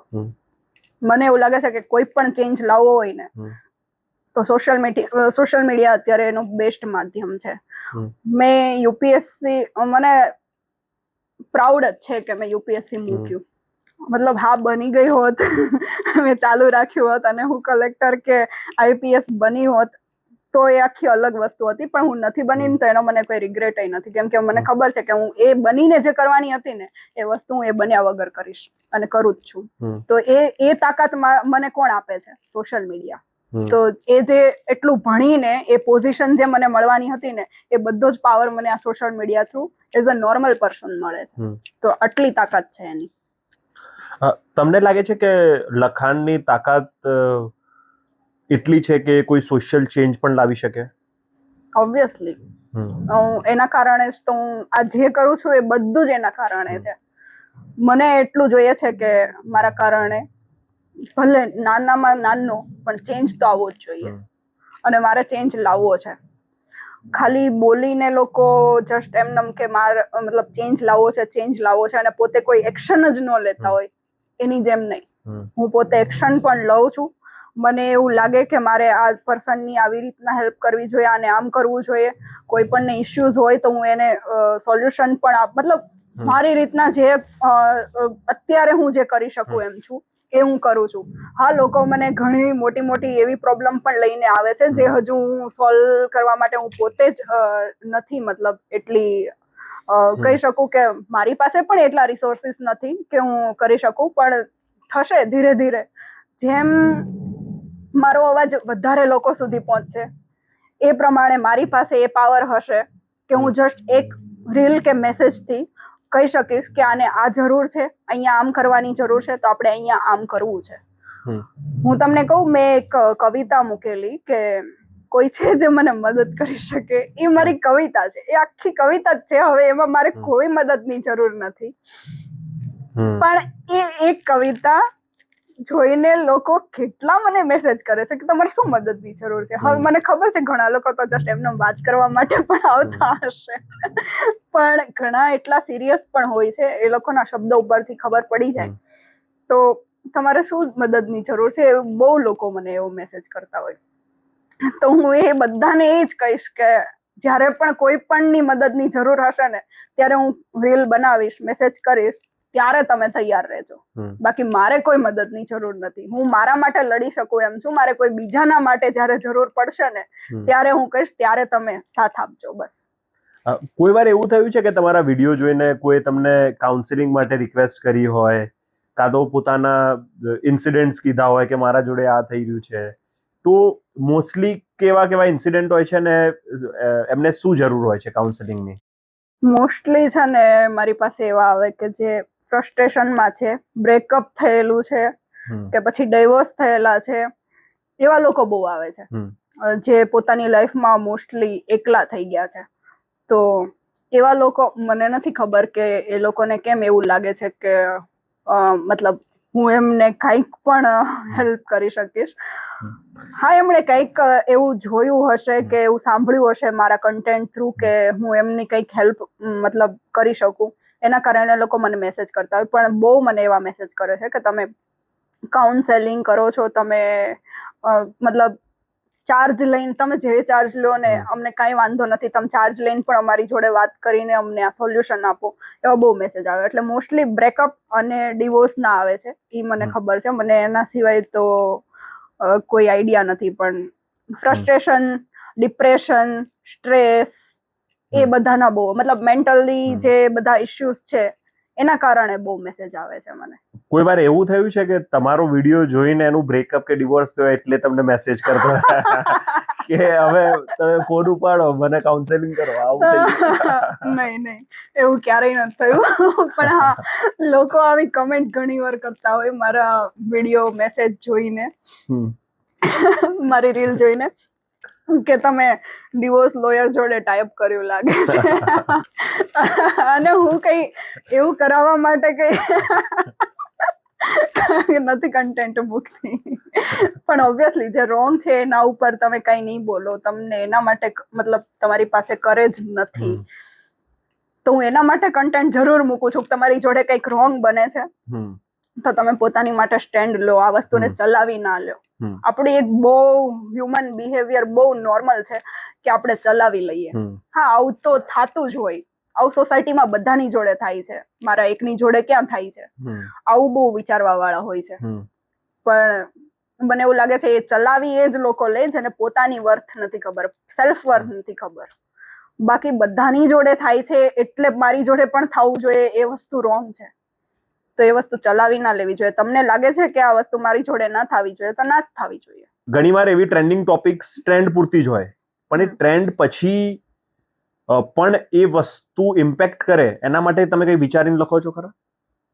કે હું જે લખું છું, તમને એવું લાગે છે કે હું ટ્રેન્ડિંગ ટોપિક ઉપર લખું છું, પણ હું એ ટોપિક ઉપર લખું છું જે ટોપિક મને ઇફેક્ટ કરે છે. મતલબ મને લાગે છે કે આ રોંગ છે. હવે એ ટોપિક ટ્રેન્ડમાં છે એટલે મારા ધ્યાનમાં આવ્યો છે કે હા આ વસ્તુ ખોટી છે, આવું ના થવું જોઈએ, એટલે મેં લખ્યો છે. પણ એ જોઈને નથી લખ્યો કે આ ટ્રેન્ડિંગ છે. સમજ્યા મતલબ હું શું કહું છું એ? એટલે હા, લોકો કન્ટેન્ટ એવી રીતે બનાવતા હોય કે આ ટ્રેન્ડમાં છે એટલે આપણે આના ઉપર ટોપિક બનાવીએ. પણ મોસ્ટલી હું કન્ટેન્ટ એવી રીતે બનાવું, મારે કન્ટેન્ટ બનાવવો નથી પડતો, મારે બનાવવો ત્યારે પડે જ્યારે હું બહુ પીસફુલ માઇન્ડ ઉપર હોઉં. મતલબ મારી પાસે કોઈ ઇશ્યુ જ ના હોય, મને આજુબાજુમાં બધું શાંત લાગતું હોય, મને કોઈ ઇશ્યુ દેખાતા જ ન હોય, ત્યારે મારે કન્ટેન્ટ વિચારવા પડે, બનાવવા પડે. પણ મોસ્ટલી મારે એવું હોય કે કોઈને કોઈ ઇશ્યુ હોય જ, આજુબાજુમાં કોઈની પણ જોડે કાંઈક તો એવું બનતું જ હોય કે જોઈને એમ થાય કે ખરેખર મતલબ આ માણસ પોતાના માટે સ્ટેન્ડ નથી લેતું. અને એ મને બહુ મતલબ હું કહું કે એવું લાગે કે માણસ ભલે ચાલતું ફરતું છે પણ પેરેલાઇઝ છે, એવું લાગે. તમે હમણાં જે રિસન્ટ એક હતું કે બોયઝ કેટલા ઇઝી ટુ અન્ડરસ્ટેન્ડ હોય છે, તો એ લખ્યું, તો તમારા જોડે કોઈ એવી ઘટના થઈ છે કે તમારા પાછળ પણ લોકો 3-4 કિલોમીટર, કદાચ મને તો લાગે છે તમારા કારણે લોકો યુપીએસસી ની તૈયારી પણ ચાલુ કરી દીધી હશે ઇમ્પ્રેસ કરવા? હું યુપીએસસી ની તૈયારી કરતી ત્યારે હું બિલકુલ બહાર નહોતી નીકળતી, એટલે મને લોકો ઓળખતા પણ નહોતા, જોતા પણ નહોતા, કોઈને ખબર પણ નહોતી. અને આટલા બધા પાછળ આવે મને બહુ લોકો મેં જયારે રીલ મૂકીને એ પછી મને બહુ લોકો એવા મેસેજ કર્યા કે તમારી જોડે આવું થયું લાગે છે એટલે તમે કહો છો. પણ મારી જોડે એવું થયું છે કે નહીં મને નથી ખબર, પણ મારા ફ્રેન્ડ્સ જોડે એવું થયેલું છે એટલે મને ખબર છે. અને મારા ફ્રેન્ડ્સ મતલબ બોયઝમાં પણ ફ્રેન્ડ્સ છે જેના કારણે મને ખબર છે એ લોકો કેવી હરકતો કરતા હોય છે, તો એના કારણે મેં એ મૂક્યું છે. મારી જોડે એવું થયું છે કે નહીં એ તો મારે વિચારવું પડશે, ધ્યાનમાં તો નથી આવતું. તમને શું લાગે છે કે સોશિયલ મીડિયા અત્યારે અવેરનેસ ને વધારી રહ્યું છે કે એક્ટિવિઝમ જે એને હાર્મ કરી રહ્યું છે? બંને જ છે. તમે એનો જેવી રીતે યુઝ કરો ને એવી રીતે. કારણ કે ફેક ન્યૂઝ તે એટલા અત્યારે વધ્યા છે કે તમારી લાઈફને નેગેટિવ રીતે એટલા ઇમ્પેક્ટ કરવામાં પણ એટલું મતલબ પાવર છે ને એ ઓબ્વિયસલી બંને જ રીતે વર્ક કરે, પોઝિટિવ અને નેગેટિવ બંને જ રીતે. તમારું માઇન્ડ તમારે ઓપન રાખવાનું છે અને એની સાથે તમારે એને યુઝ કરવાનું છે. તમને ખબર હોવી જોઈએ ફેક્ટ ચેક કરવાની, તો જ તમારે એ યુઝ કરાય. બાકી કોઈના પણ ઇન્ફ્લુએન્સમાં આવીને કોઈ વાત માની લેવી તો એ વસ્તુ તમારા માટે, તો સોશિયલ મીડિયા તમારે યુઝ ન કરવું જોઈએ, કારણ કે તો તમારી લાઈફમાં, પર્સનલ લાઈફમાં બહુ ઇન્ફ્લુએન્સ આવશે, બહુ ઇમ્પેક્ટ કરશે અને એના કારણે તમારી પર્સનલ લાઈફમાં ઇમ્પેક્ટ થઈ શકે. અને બહુ વધારે પડતો થઈ શકે. હું તો એમ કહીશ કે મારી વાત તે તમારે એવી રીતે તો નો જ માની લેવી જોઈએ કે હા આ કે છે એટલે સાચી જ છે. ક્યારેય ન માનવી જોઈએ. તમારે એને તમારા પોતાના નજરથી તમે પોતે અત્યાર સુધી શું એક્સપિરિયન્સ કર્યું છે એ એનાલાઇઝ કરીને એ વસ્તુને માનવી જોઈએ. બાકી કારણ કે હું કહું છું એટલે એ સાચી છે એવું નથી. તો પોતાનું માઇન્ડ તો હંમેશા ઓપન જ રાખવું જોઈએ. પણ ઘણા લોકો એવા હોય કે તમે કહો કે ના, તમે જેમ કીધું કે તમે પોતે વિચારો, પણ એમને વિચારવું જ ના હોય, તમે કીધું એટલે એમને માનવું જ હોય. તો એવા લોકોને એના માટે હું કાંઈ ન કહી શકું, અને એના માટે જ હું સોશિયલ રિસ્પોન્સિબિલિટી હું એના માટે જ વર્ડ યુઝ કરું છું. મને ખબર છે કે ઘણા એવા લોકો છે જે ડાયરેક્ટ કારણ કે હું કહું છું એટલે માની લે છે. તો એ વસ્તુનું મને તો ખબર છે કે મારે એ ધ્યાન રાખવાનું છે અને હું રાખું છું. પણ બધા એવા નથી હોતા. ઘણા એવા લોકો છે જેને મિલિયન્સમાં ફોલોવર્સ છે અને સ્ટીલ એ લોકો નેગેટિવ, કેટલું નેગેટિવ. આપણે હમણાં જ તમને ખબર જ છે ટ્રેન્ડિંગમાં. એટલે પોતાની રિસ્પોન્સિબિલિટી પોતાને ખબર હોવી જોઈએ. એ ધ્યાનમાં રાખીને જ આપણે વાત કરવી જોઈએ. હવે હું કાંઈ પણ નોર્મલી એમને બોલી દઉં તો એ વસ્તુ મારા માટે યોગ્ય ન જ કહેવાય.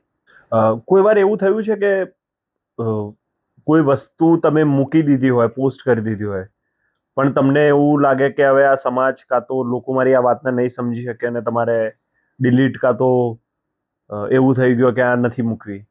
નહીં, એવું નથી થયું. હું તમને સાચું કહું, મેં પાર્ટનર સ્વેપિંગ નો જ્યારે રીલ મૂકીને ત્યારે મારી ઉપર બહુ કોલ્સ આવ્યા હતા કે આ રીલ કાઢી લે, આ રીલ નહીં. બહુ જ કોલ આવ્યા હતા. તમે માનશો ને, મારા નજીકના લોકોના પણ એટલા કોલ્સ આવ્યા હતા. મતલબ હું મેરિડ છું, તો ઓબ્વિયસલી મતલબ મારી ઇમેજ, મારી પોતાની જ ઇમેજ નથી જોવાની, મારા હસબન્ડની પણ ઇમેજ જોવાની છે. તો લોકો એવી રીતે બહુ કોલ્સ કરતા કે તું આ રીલ્સ કાઢી નાખ. પણ મેં નથી કાઢી. કેમ કે એ લોકોનું કેવું એમ છે કે હું આના ઉપર વાત કરું છું એના કારણે લોકોને ખબર પડશે. પણ મને એવું નથી લાગતું. મને તો એમ જ લાગે છે કે આ વસ્તુ, એમને એવું લાગે છે કે આ વસ્તુ જસ્ટ સ્ટાર્ટ થઈ છે, પણ મને ખબર પડી છે, મને લોકોના મેસેજ આવ્યા એનાથી ખબર પડી છે કે આ વસ્તુ તો મતલબ 10 વર્ષથી ચાલે છે. આપણને અત્યારે ખબર પડી છે.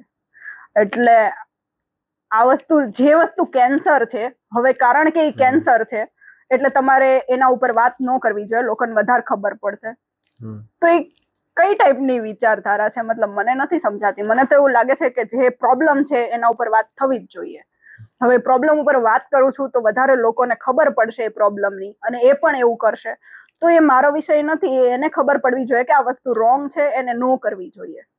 હું તો એટલે બોલું છું કે પ્રોબ્લેમ છે અને મારે એનું સોલ્યુશન જોઈએ છે. હું એટલે બોલું છું. હું એટલે નથી બોલતી કે આ પ્રોબ્લેમ છે, તમે પણ આવી રીતે કરો. તો એ બંને વસ્તુમાં ફરક છે. આપણે માણસ છીએ. ઘણી વાર આપણા દિવસ બહુ સારા હોય, ઘણી વાર બહુ લો દિવસ હોય. તો તમે તમારા જે લો ટાઈમમાં પોતે સેલ્ફ મોટિવેશન માટે શું કરો? દોડવા જતી રહો. અચ્છા. હું બહુ પાછળ બોયસ? હું જ્યારે બહુ મતલબ લો માં હોઉં ને, હું લો ફીલ કરતી હોઉં, એટલે મારું બેસ્ટ મોટિવેશન આ જ છે કે હું દોડવા જતી રહું. મને બહુ સારું ફીલ થાય. મારે સોંગ્સ ચાલુ હોય કાનમાં, ખાલી મને મ્યુઝિક પણ એટલું પસંદ છે. હું સોંગ્સ બહુ જ સાંભળું, પણ ખાલી સોંગ્સ નહીં, દોડતા સોંગ્સ. એમાં મને જે મજા આવે ને, એમ લાગે કે બસ આ જ જન્નત છે, આના સિવાય કાંઈ જ નથી. હું બધી મારી પ્રોબ્લેમ્સ ભૂલી જાઉં અને બહુ નોર્મલ થઈ જાઉં. મને ગુસ્સો પણ આવે ને તો હું દોડવા જતી રહું. હું લો પણ ફીલ કરું ને તો હું દોડવા જતી રહું. મને એમાં મજા આવે. કોઈ એવું કોમ્પ્લિમેન્ટ જે તમને મળે તો તમારો આમ દિવસ બની જાય? મને એવા કોમ્પ્લિમેન્ટ્સ તો હું રેગ્યુલર બહુ બધા આવતા હોય. હું ફોટોઝ ને એવું બધું મૂકું એટલે. પણ મને જે ઇફેક્ટ કરે છે ઈ પર્સનના કોમ્પ્લિમેન્ટ્સ આવે તો મારો દિવસ બની જાય. અને પછી એ ભલે જસ્ટ મસ્ત છે એટલું કહીને તો પણ ચાલે. નાઈસ. બહુ સારો આન્સર આપ્યો હતો. મારે કોમ્પ્લિમેન્ટ આપવું તો તમને, પણ હવે ના આપી શક્યો. શું કોમ્પ્લિમેન્ટ આપું તો આપો. કયું એવું કોમ્પ્લિમેન્ટ છે જે તમારો દિવસ બનાવી દે કે યાર? મને ઇન્ટેલિજન્ટ. એ કોઈ વધારે તમને ગમે. ઇન્ટેલિજન્ટ કહેતો? હા મને તમે મતલબ બહુ beauty- ઇન્ટેલિજન્ટ છો. હવે રેવા દો. મને કોઈ બ્યુટીફુલ કે તમારો વોઇસ બહુ સારો છે કે તમારી આઈઝ બહુ સારી છે કે એવું કાંઈ પણ કહે તો મને એટલું ન સારું લાગે જેટલું મને એવું કહે ને એનાથી સારું લાગે.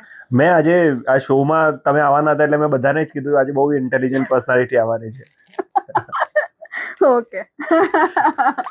ટ્રાય સારી છે. મારે એ પ્રશ્ન પૂછવો હતો કે કોઈ વાર એવું સાસુ સસરાનો કે એમનો ફોન આવ્યો છે કે ભાઈ તમારા રીલ્સ જોઈને મારી ડોટર ઇન લો ભાગી ગઈ કે આ તમે શું કરી દીધું, આટલી મોટિવેટ કેમ કરી દીધી, એવું કઈ થયું છે? બિલકુલ નહીં, એવું કાંઈ નથી થયું. અને હું કોઈ પણ વસ્તુ કહું છું તો દરેક મતલબ જનરલ વસ્તુ કહું છું એના ઉપરથી તમને એ ખબર પડવી જોઈએ કે મારે શું કરવાનું છે. હું કોઈને એવું નથી કહેતી કે તમે ડિવોર્સ લઈ લ્યો, તમારા સાસુ સસરાની આ વસ્તુ ન ચલાવાય. હું મતલબ જે સાચું છે ને શું ખોટું છે ને એની ખબર તમારે જાતે જ પડવી જોઈએ. મને તમારા ઘરમાં શું સિચ્યુએશન છે મને નથી ખબર. કોઈ પણ વસ્તુ હું જસ્ટ કહું છું, જેમ કે મેં તમને આની પહેલા જ કીધી કે મારી રીલ જે ઓલી પિયરની બાબત વાળી છે તમે એ જોશો ને તો એની નીચે બહુ બધા જેન્ટ્સના કમેન્ટ્સ છે કે તમારી વાત બહુ સાચી છે, આવું અમારી જોડે થયેલું છે, મતલબ અમારી વાઈફ છે ને એના મમ્મીની વાત માને ને એટલે અમારા ઘરમાં પ્રોબ્લેમ થાય છે, ઇશ્યુ થાય છે, આવું બહુ બધા લોકો કહે છે. અને આપણને પણ ખબર છે કે સાચી વાત છે, પણ આ વસ્તુ મેં તમને જે માણસની કીધી એના માટે તો રોંગ સાબિત થઈ છે ને. તો મતલબ દરેકની સિચ્યુએશન વાઇઝ દરેકને મારી રીલ અલગ રીતે જ મળવાની છે. તમને ખબર હોવી જોઈએ કે મેં શેના માટે કીધી છે. એટલે તમે જે પર્સપેક્ટિવ મૂકો એમાંથી સામેવાળાને શું લેવું, હા એ એને ખબર હોવી જોઈએ. હા, જે લોકો એનાથી એગ્રી થશે એ તમારા કદાચ ચાહક બનશે અને જે લોકો એગ્રી નહીં થાય એ તમારા હેટર્સ બનશે. હા ઓબ્વિયસલી. તો હેટર્સ નું લિસ્ટ પણ જેમ જો ફેન ફોલોવિંગ તમને એટલે ખબર છે કારણ કે આમાં દેખાય છે કે કેટલા ફોલોવર્સ છે. હવે એમાં કેટલા હેટર્સ છે તમને નથી ખબર. ઘણા સ્ટોકર્સ પણ હશે, ઘણા એટલા માટે મને ફોલો કરતા હશે કે એમને જોવું હશે કે હા હવે હું શું કન્ટેન્ટ મૂકું છું, કે એ લોકો બિલકુલ અગ્રી નથી કરતા મારી વાત ઉપર, સ્ટીલ મને ફોલો કરે છે એ જોવા માટે. તો એ વસ્તુ ફોલોવર્સ અને હેટર્સ એ બંને જસ્ટ ફોલોવર્સના નંબર્સ ઉપરથી નહીં ખબર પડે કે મારું ફોલોવિંગ સારું છે કે ખરાબ છે. એ તો તમે જ્યારે નીચે કમેન્ટ્સ વાંચશો ને ત્યારે જ ખબર પડશે કે કેટલા લોકો આમાં બિલીવ કરે છે, કેટલા લોકો બિલીવ નથી કરતા. તમને કોઈ વાંચે તો તમે શું ઈચ્છો છો કે એના મનમાં કયો ભાવ ઉત્પન્ન થવો જોઈએ? તમે કંઈ પણ લખતા હો છો કાં તો કંઈ પણ વિચાર મૂકતા હો છો તો તમે શું ઈચ્છો છો કે સામેવાળો શું ફીલ કરવો જોઈએ? જે મેં એને જે ડિરેક્શનમાં લખ્યું છે, મેં એને જેવી રીતના કીધું છે એ એને પ્રોપર વેમાં સમજે તો મને ગમે. કોઈ વાર એવું થયું છે કે તમે આમ સૌથી મોસ્ટ પોએટિક વેમાં કોઈને રિજેક્ટ કરી દીધું હોય? રિજેક્ટ કરી દીધું હોય મોસ્ટ પોએટિક વેમાં? તમે તો આમ રિજેક્ટ પણ પોએટિક વેમાં કંઈક નહીં, ડાયરેક્ટ નો જ હોય એમાં તો. પોએટિક વે એમાં ક્યાં લાવવાની જરૂરત છે? એવું તો ક્યારેય નથી થયું. ઓકે. હું એટલી મહેનત તો કરીશ જો મારે કોઈને પ્રપોઝ કરવો છે, બાકી હું કોઈને રિજેક્ટ કરવા માટે શું કામ આટલી મહેનત કરીશ? ઓબ્વિયસલી. તમને કોઈની પોએટ્રી ગમી હોય અને તમને એવું થાય કે પોએટ્રી તો સારી હતી એટલે એને પોએટિક વેમાં જ રિજેક્ટ કરવો પડે તો? નહીં, બિલકુલ નહીં. પોએટ્રી સારી લાગી તો હું એને કહી દઈશ કે બહુ સારી પોએટ્રી લખી છે, અપ્રિશિએશન. બાકી એનો જે મિનિંગ છે હું સમજી જઈશ તો પણ હું બોલીશ નહીં. બાકી એને એ મિનિંગ મને મારા સુધી પહોંચાડવું હશે તો એને સિમ્પલ લેંગ્વેજમાં જ મને કહેવું પડશે. મેં ખોટી પોએટ્રી લખી એવું કહેવા માંગો છો તમે? નહીં, તમે એના માટે લખી હતી તો પછી. તમને લાગે છે કે પોએટ્રી સિસ્ટમને ચેલેન્જ કરી શકે છે એટલી જ ઇફેક્ટિવલી જેટલું પ્રોટેસ્ટ? ઓબ્વિયસલી. ગાંધીની વિચારધારા થઈ ને. હું એમાં બિલીવ કરું છું કે આપણે વાયોલન્સ થ્રુ કે એવા કોઈ પણ હાર્શ વસ્તુ કરીને કંઈ પણ લોકો સુધી પહોંચાડીએ એની જગ્યાએ પ્રેમથી સૌથી પહેલા પહોંચાડવું જોઈએ. હા, હું 100% પણ એ બિલીવ નથી કરતી કે હા જસ્ટ તમારે પ્રેમથી જ બધું કરવું જોઈએ. જેમ ગાંધીજીએ કીધું છે કે તમને કોઈ એક લાફો મારે તો તમારે બીજો ગાલ પણ ધરવો જોઈએ. તો હું એમાં બિલીવ કરું છું કે આપણે પહેલા સ્ટાર્ટિંગ તો પ્રેમથી જ કરવું જોઈએ. આપણે સ્ટાર્ટિંગ જ તમે અગ્રેશનથી કરી દીધું તો તમે ગમે એટલો સારો મેસેજ એના સુધી પહોંચાડવા માંગો છો પણ એ રોંગ વેમાં જ જવાનો છે. એટલે સ્ટાર્ટિંગ પ્રેમથી જ જવું જોઈએ. પછી એ કેવી રીતના પાછળ એન્ડ થાય છે એ તો ઓબ્વિયસલી બંનેની મ્યુચ્યુઅલ અન્ડરસ્ટેન્ડિંગ ઉપર જ છે. એ તો પછી એ બંને કેવી રીતના એ ટોપિકને લે છે. કોઈ વાર એવું થયું છે કે તમારે લખવું કંઈક બીજું હતું પણ તમારે પોતે સેન્સર કરવું પડ્યું કોન્ટ્રોવર્સી ના થાય એના માટે? બિલકુલ નહીં. મને એનાથી ફરક નથી પડતો. મને એવું લાગે છે કે હું કાંઈ પણ કહીશ ને તો જેને કોન્ટ્રોવર્સી કરવી છે ક્રિએટ, જેને નેગેટિવલી લેવું જ છે, જેને મારી વાત એ રીતે સમજવી જ છે, એ સમજવાનો જ છે. હું બહુ સારી રીતના કોઈ પણ વસ્તુ આપું ને તો પણ ઘણા લોકો એવા છે જે એને તમે મતલબ મેસેજ વાંચો ને તો તમને એમ લાગે કે આમાં મતલબ મેં કેટલા પ્રોપર સેન્સમાં મેં વસ્તુ કીધી છે અને આ માણસ ક્યાં વાત કરે છે એવું લાગે આપણને. એટલે એ બધો કયો માણસ કેવી રીતે લે છે એના ઉપર જ છે. એટલે હું એટલું વિચારતી જ નથી કારણ કે એ મારા હાથમાં નથી. હું જે કહેવા માંગુ છું એ પ્રોપર વેમાં જવું જોઈએ. હું એટલું જ વિચારું છું અને એના માટે મારે અગ્રેશન વાળો વર્ડ યુઝ કરવો પડે તો હું ઓબ્વિયસલી કરું જ છું. મેં ઘણી તમારી એવી જૂના વિડીયોઝ, જૂની પોએટ્રીઝ મેં એવી વાંચી હતી જેમાં તમે વર્ણન કર્યું હતું પ્રેમનું. તો કોઈ વાર તમારી જે વસ્તુ, તમારું જે ભાવ હોય એને કોઈ આખું વિપરીત રોંગ જ સેન્સમાં નાખી દે તો તમને થાય ખરા કે આ વસ્તુ તો આનો મતલબ નતો અને આ થઈ ગયું છે, તો તમે જસ્ટિફિકેશન આપો ખરા? મને લાગે કે જસ્ટિફિકેશનની જરૂર છે તો જ આપું. હું પર્સન જોઈને જસ્ટિફિકેશન આપું. જે રીતના એને મને પૂછ્યું છે એ જોઈને જસ્ટિફિકેશન આપું. બાકી કોઈ પણ માણસ અગ્રી નથી થતો એટલે હું એને જસ્ટિફિકેશન જ આપું એવું નથી. તમે જોશો મારી કમેન્ટમાં બધા મને એવું પૂછતા હોય તમે આમ જ કેમ કમેન્ટના રિપ્લાય આપો છો. ઓકે. હું મોસ્ટલી બધાને એવો જ રિપ્લાય કરું છું. લોકોએ આટલું બધું લખીને આપ્યું હોય તો પણ મેં એને આવી રીતે રિપ્લાય આપી દીધો. મતલબ અગ્રી એમ. આ મારી નોર્મલ, હું લખું નહીં આવી રીતના અગ્રી એવી રીતે. અને મને ક્યાંક એવું લાગે ને કે આ પર્સન મતલબ શું વાત કરે છે, કાંઈ આપણે બોલવા જેવું જ નથી તો પછી જવા દો. બહુ ઓછી જગ્યાએ એવું હશે જ્યાં મેં એ કમેન્ટનો જવાબ દીધો હશે કંઈક લખીને. બાકી હું ઇગ્નોર કરું મોસ્ટલી. મને બહુ ઓછા એવા લોકો લાગે જેની જોડે ડિબેટ થઈ શકે. બાકી એવું લાગે કે લોકો જસ્ટ વાત કરવા માટે આવે છે, કાં તો પછી તમને ઓપોઝ કરવા માટે જ આવે છે, કાં તો ક્રિટિસાઇઝ કરવા માટે જ આવે છે. એટલે એ ધ્યાન રાખવું જરૂરી છે કે કોણ શેના માટે આવે છે એ જોઈને જ હું જવાબ આપું. તમારા ફેવરેટ રાઇટર કોણ છે જે તમારા કામને ઇન્ફ્લુઅન્સ કરતા હોય કાં તો તમને વાંચવા ગમે? હું સાચું કહું ને તો હું નાની હતી ને ત્યારે મેં કાજલ ઓઝા વૈદને વાંચ્યા હતા. તમને એક સાચી વસ્તુ કહું, આવી રીતે હું તમારું જયારે રિસર્ચ કરતો હતો ત્યારે કોઈ કાં તો એવું લખ્યું હતું કાં તો એક જનરલ એવું પર્સપેક્ટિવ બન્યો હતો કે તમે એમને ફોલો કરો છો કાં તો એમના જેવા બનવા માંગો છો. તો એ સાચી વસ્તુ છે? નહીં, એ રોંગ વસ્તુ છે. પણ લોકો બહુ મને એવું કહે છે કે તમે એના જેમ જ એકદમ બેબાક વક્તા છો, એના જેવી જ રીતે બોલો છો. હું સાચું કહું ને મેં એમને બહુ ઓછા સાંભળ્યા છે, મેં એમને વાંચ્યા છે. તો મને એમનું રાઇટિંગ ગમે છે, બહુ ગમે છે. પણ એ રિયલ લાઈફમાં કેવા છે મેં એમને સાંભળ્યા જ નથી એટલે મને નથી ખબર. હું એમના જેવી છું કે નહીં એ પણ મને નથી ખબર. પણ મને લોકો બહુ એવું કહે છે કે હા તમે એના જેમ જ બોલો છો, એ પણ આવી જ રીતે બેબાક બોલે છે. તો મને નથી ખબર કે એ બોલે છે કે નહીં. તો મને ઓબ્વિયસલી નથી ખબર. હું એને હું એમની ફેન પણ નથી, એવું પણ નથી. તમને સ્પોન્ટેનિયસ લખવું ગમે કે બહુ જ વિચારીને પ્લાન સાથે લખવું ગમે? મને બહુ વિચારીને પ્લાન સાથે લખવું ન ગમે. હું કારણ કે તમે જુઓ ને મારો સબ્જેક્ટ જ કેવો છે, મારે એમાં બહુ વિચારીને લખવું પડે ને ત્યારે મને એવું લાગે કે હું પરાણે લખું છું.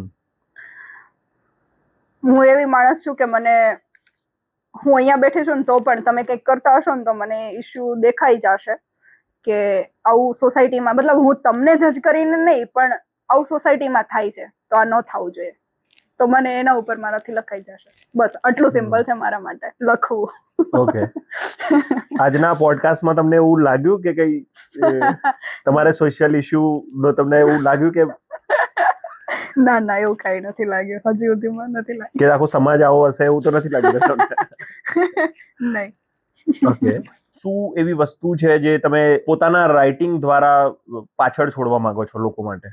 હું લખું છું ચેન્જ લાવવા માટે. એ બહુ ઓબ્વિયસ છે. મતલબ હું સોશિયલ મીડિયા ઉપર જે રીતના વાત કરું છું, જે રીતના બધો કન્ટેન્ટ મૂકું છું, રીલ બનાવું છું, લોકો સુધી પહોંચાડું છું, એનાથી લોકોને ખબર જ છે કે મારે કંઈક ચેન્જ લાવવો છે, એના માટે જ હું કામ કરું છું. તો હું લખું છું એના જ માટે કે મારા શબ્દોથી કોઈકની પણ લાઈફમાં ચેન્જ આવે. મતલબ એ સિંગલ પર્સન પણ હશે તો મને ચાલશે, પણ ચેન્જ આવે. કારણ કે હું જોઉં છું આટલી મોટી થઈ તો મને ખબર છે કે હજુ પણ મારી આસપાસ પણ એવી ઘણી બધી છોકરીઓ છે જે મેરેજ પછી મતલબ ખુશ છે કે ખાલી ઘર સંભાળીને આવી રીતના ઘર સંભાળવું એમને નોર્મલ લાગે છે. એમને એવું વિચાર પણ નથી આવતો કે એમને પોતાને વર્ક કરવું જોઈએ, એ પોતે પણ સોસાયટીમાં બહાર નીકળી શકે, કંઈ પણ કામ કરી શકે, એવો વિચાર પણ નથી આવતો. અને એ લોકો વિચાર લાવતા પણ નથી. કેમ? ડાયરેક્ટ એવું જ વિચારે છે કે મારા સાસુ સસરા ના પાડે, મારા સાસુ ના પાડે. તો ના તો મને પણ પાડી હતી અને બધા ના પાડે જ, અને એ પણ એમની જગ્યાએ સાચા જ છે. કેમ કે ઓબ્વિયસલી એમણે આટલા વર્ષો સુધી કામ કર્યું છે તો એમને એવી જ વહુની આશા છે કે જે ઘરે આવીને બધું એમનું કામ સંભાળે અને એમને આરામ આપે, એમને નિવૃત્તિ આપે. તો તમારે જ્યારે સ્ટાર્ટ કરવું હોય તો તમે ડાયરેક્ટ એવું જ માની લો કે તમને બધું જ થાળીમાં પીરસીને મળે કે હા તું વર્ક કર, વાંધો નહીં, હું ઘરનું કામ સંભાળી લઈશ. તો એવી રીતે ન મળે. તમારે સ્ટ્રગલ કરવી પડે, તમારે બહાર પણ કામ કરવું પડે, ઘરે આવીને પણ કામ કરવું પડે, થોડોક ટાઈમ એવી રીતે ચલાવવું પડે. ધીમે ધીમે લોકો સમજતા થાય અને એ તમારા મતલબ તમે ક્યારેક ઘરે મોડા પહોંચો ત્યારે એ તમારું કામ કરે, એવું ક્યારેક બને અને એ બહુ ટાઈમે બને. પણ એ તમારે સ્ટ્રગલ તો કરવી જ પડે.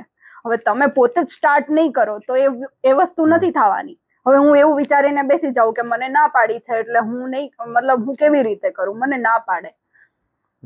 તો મને નથી સમજાતું કે તમારા લાઈફનો ડિસિઝન તમે કોઈ બીજાના હાથમાં કેવી રીતે આપો છો. મારા માટે આ ખરેખર એક ક્વેશ્ચન માર્ક જ છે. હા, તમે વહુ થઈને ત્યાં જાઓ છો તો તમે તમારી લાઈફ કેવી રીતે ચાલશે એ બધો હક એમને નથી આપી દીધો. એ વસ્તુ આજની છોકરીઓ, મતલબ મને નથી ખબર, પણ મારી આસપાસમાં તો હું જોઉં છું કે ઘણી બધી છોકરીઓ એવી છે જે આવું જ વિચારે છે. અને આ વસ્તુ મને ખરેખર રોંગ જ લાગે છે કે આ ખોટી વસ્તુ છે. અત્યારે આખી દુનિયામાં જે રીતનું નાની નાની વસ્તુમાં આપણે ડિસ્ટ્રેક્ટ થઈ જઈએ, હર જગ્યાએ મોહ માયા ને બધું જ એટલે તમે જોઈ જ અનુભવ કરી જ રહ્યા છો. ત્યાં તમે પોતે પોતાની ક્રિએટિવિટી, પોતાની રિસ્પોન્સિબિલિટી, પોતાના કર્તવ્યને સ્ટીક કેવી રીતે રહો છો? એનું મેઇન રીઝન એ છે કે આ પ્રોફેશન તો નહીં કહું, પણ આ ફિલ્ડ મેં નથી ચૂઝ કરી. આ ફિલ્ડે જ મને ચૂઝ કરી છે. મેં યુપીએસસી મૂક્યું તો એ વિચારીને નહોતું મૂક્યું કે હવે હું સોશિયલ મીડિયા થ્રુ કંઈક કરીશ, એવું કાંઈ નહોતું વિચાર્યું. મને એટલી ખબર હતી કે મેં 5 વર્ષ યુપીએસસી ને આપ્યા. સ્ટીલ જો હું આ વસ્તુમાં મતલબ એ 5 વર્ષ એ મનસ્વી હતી જે અત્યારે તમારી સામે બેઠી છે ને એ નથી. મતલબ બહુ નેગેટિવ, જે હું ક્યારેય નહોતી. હું એ પર્સન બની ગઈ હતી જે હું છું જ નહીં ક્યારેય. મતલબ નેગેટિવ વિચાર તો તમે ક્યારેય મારા મોઢે સાંભળ્યો જ ન હોય. હું એ માણસ છું. તો એ 5 વર્ષમાં મારામાં એટલો ચેન્જ આવી ગયો હતો, કારણ કે એ 5 વર્ષમાં મેં સક્સેસ જોઈ જ નહોતી. અને હું મોટી એવી રીતે થઈ છું કે થ્રુ આઉટ હું કોલેજ સુધી ભણીને તો હું ટોપ કરતી હતી. એટલે મતલબ મને એની આદત હતી સક્સેસની, કે હું કાંઈ પણ કરું એટલે મને એમાં સક્સેસ મળે જ, હોય જ. અને મેં યુપીએસસી કર્યું તો એમાં મારી પાસે સક્સેસ નહોતી. બેક ટુ બેક મેં 2-3 પરીક્ષા આપી, પ્રિપરેશન કરી, દિલ્હી જઈને કરી, અહીંયા કરી, ચેન્નઈ રહીને કરી, મેં ઘણી અલગ અલગ જગ્યાએ આવી રીતે રહીને પ્રિપરેશન કરી. સ્ટીલ મારી પાસે સક્સેસ નહોતી. તો 5 વર્ષ સુધી મેં સક્સેસને ન જોઈ, જે મેં મતલબ 22-23 વર્ષ સુધી જોઈતી, કન્ટિન્યુઅસ જોઈતી. તો હું ટોટલી ચેન્જ થઈ ગઈ હતી. એ 5 વર્ષમાં એ મનસ્વી રહી જ નહોતી જે અત્યારે છે અને હતી. મેં એટલે જ ગીવ અપ કર્યું. બાકી હું એ પર્સન છું કે ઇઝીલી ગીવ અપ ક્યારેય ન કરું. મેં મૂક્યું એનું રીઝન એ જ હતું કે હું જ નથી રહી, તો પછી આ કરવાનું શું રીઝન છે. એટલે મેં એ છોડી દીધું. પણ એ છોડ્યું એ પછી પણ હું અત્યારે સોશિયલ મીડિયાનું જે કરું છું, મેં ત્યારે નહોતું વિચાર્યું કે હું આ વસ્તુ કરીશ. કેમ કે મેં આ ફિલ્ડને ચૂઝ જ નથી કરી. મને ફરક એ જ એનાથી મતલબ મારું, હું તમને કહું કે આ મારા બ્લડની અંદર છે કે મારાથી ન જોવાય. ક્યાંય પણ આજુબાજુ કાંઈ પણ પ્રોબ્લેમ હોય ને તો મારાથી ન જોવાય. હું કોઈ પણ એવો માણસ જોઉં જેને હેલ્પની જરૂર છે અને હું એને હેલ્પ નથી કરી શકતી, તો મારાથી ન જોવાય. મને એવું થાય કે મારે એને કંઈક તો હેલ્પ કરવી જ જોઈએ, ગમે તે રીતે. તો એના કારણે જ મેં યુપીએસસી લીધું હતું અને મારે એ મૂકવું પડ્યું.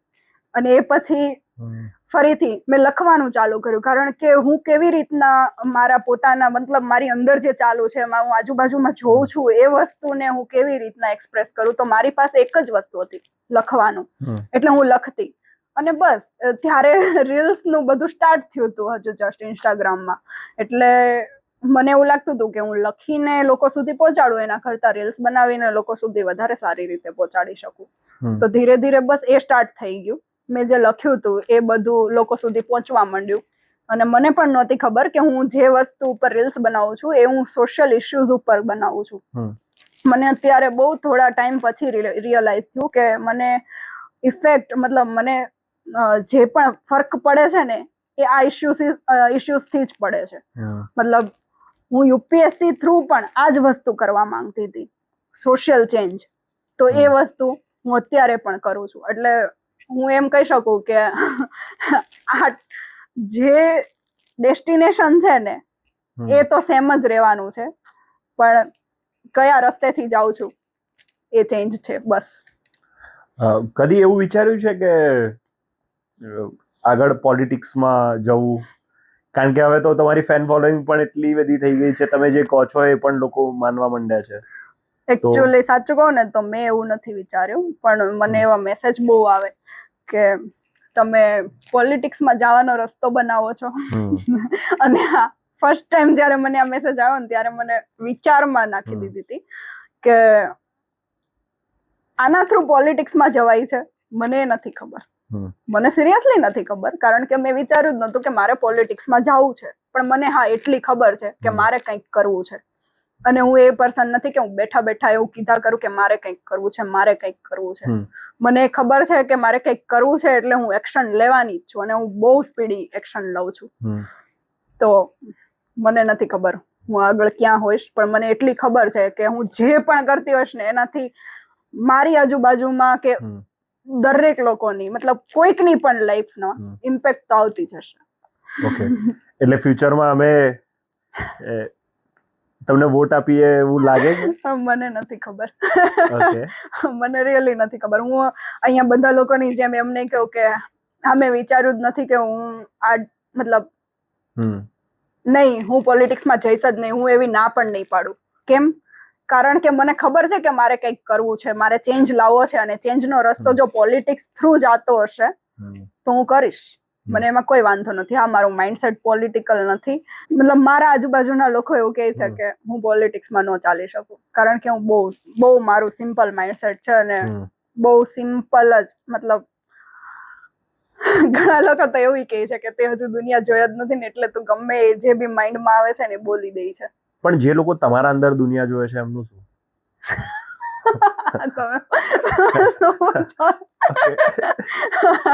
એટલે જનરલ એવા લોકો હશે જે તમારા ચાહક હશે કે જેને તમે ગમે તે બોલો એ ગમતું હશે, એમની વાત કરું છું. હવે એના માટે તો હું શું કહું? ઓકે, એમના માટે તમે પોલિટિક્સમાં નહીં આવો? પોલિટિક્સમાં જવું છે કે નથી જવું એનો ક્વેશ્ચન જ નથી. ક્વેશ્ચન એ છે કે ચેન્જ લાવવો છે હમ તો એ કેવી રીતે આવશે?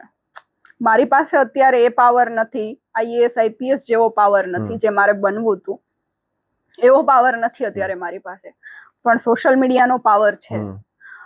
હવે એના થ્રુ મારાથી કેટલો ચેન્જ આવે છે મને નથી ખબર.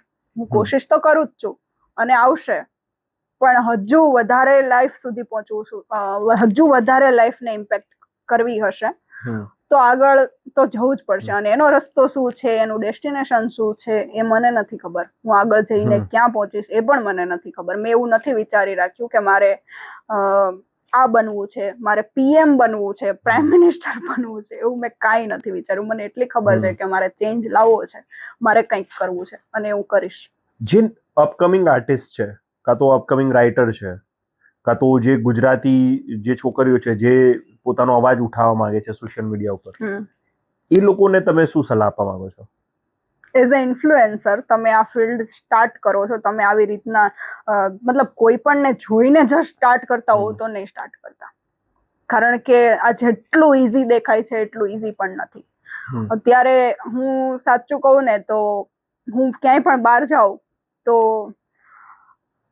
2 મિનિટ માટે એવો વિચાર આવે કે કોઈ મને જોવે છે, અને આવે જ છે. અને આવું મારે ઘણી વખત બન્યું પણ છે. મારા ફ્રેન્ડ્સને પણ ખબર છે કે આવું બને છે.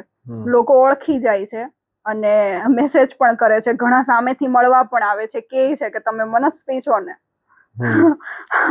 અમે તમારી રીલ્સ જોઈએ છે.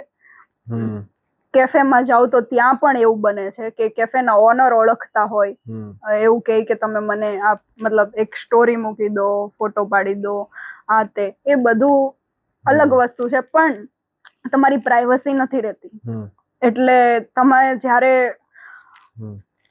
પ્રાઇવસી છે ને એ તમે છોડી દેવાની જો તમારે ફેમ જોતી હોય. અને તમે આ ફિલ્ડમાં આવો છો તો એક સોશિયલ રિસ્પોન્સિબિલિટી સાથે જ આવજો, નહીતર આ કરવાની કોઈ જરૂર નથી. કારણ કે આપણે કોઈને પોઝિટિવલી ઇમ્પેક્ટ કરી શકીએ તો જ કરાય. બાકી આપણા કારણે કોઈની લાઈફમાં નેગેટિવ ઇમ્પેક્ટ થાય છે તો એનું રિઝલ્ટ ખરેખર બહુ ખરાબ આવે. એટલે હું એ જ એડવાઇસ આપીશ કે પોઝિટિવલી ઇમ્પેક્ટ કરી શકો તો કરજો. હવે આપણે છે ને રેપિડ ફાયર રાઉન્ડ રમીએ. મેં થોડા રેપિડ ફાયર ક્વેશ્ચન્સ તૈયાર કર્યા છે તમારા માટે. ઓકે. તમે, મને ખબર છે કે જલ્દી જ જવાબ આપશો, પણ આપણે ચાલુ કરીએ. ઓકે, વાંધો નહીં. Deep poem or funny one? Deep. Sunrise or sunset? Sunrise. One word to describe your writing style? Emotional. Favorite book? Favourite book મારી છે, તારા પંતે.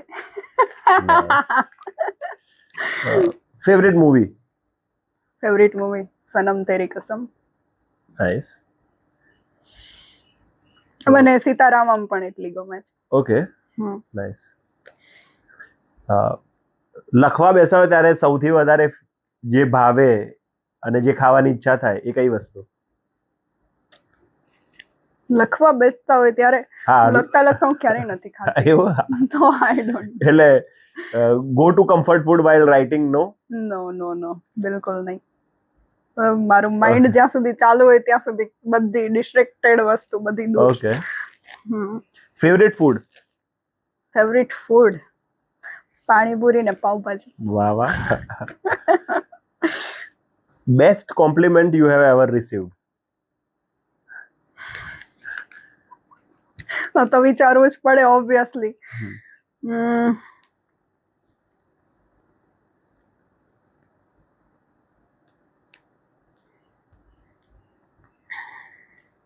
મારા કારણે લોકોની લાઈફમાં ઇન્ફ્લુઅન્સ આવે છે. હું ઇમ્પેક્ટ મતલબ મારા વર્ડ્સ થી ઇમ્પેક્ટ પડે છે એમની લાઈફમાં, એવું જ્યારે એ લોકો મને કહે ને તો મને બહુ સારું લાગે. એ best poetry you have ever received? આમાં તમારું નામ જોઈતું છે. ના, એવું નહીં. પણ મને બીજા કોઈ આમે યાદ પણ નથી, કેમ કે નામથી તો ઓબ્વિયસલી મને નો યાદ હોય, બધા મેસેજ કરતા હોય તો તમારું જ નામ લેશે. તમે મસ્ત.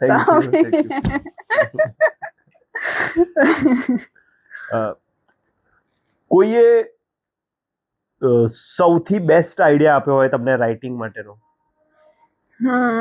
હા, છે ફ્રેન્ડ જેણે મને આઈડિયા આપ્યો છે કે હું મારી જ સ્ટાઇલમાં રાઇટ કરું. મતલબ હું છે ને પેલા કન્ટેન્ટ બનાવતી, તો હું મને જે બી માઇન્ડમાં આવે, મને કોઈ પણ ઇશ્યુ ઉપર કોઈ પણ પ્રોબ્લેમ લાગે તો હું એમનેમ જ એને એડ્રેસ કરતી.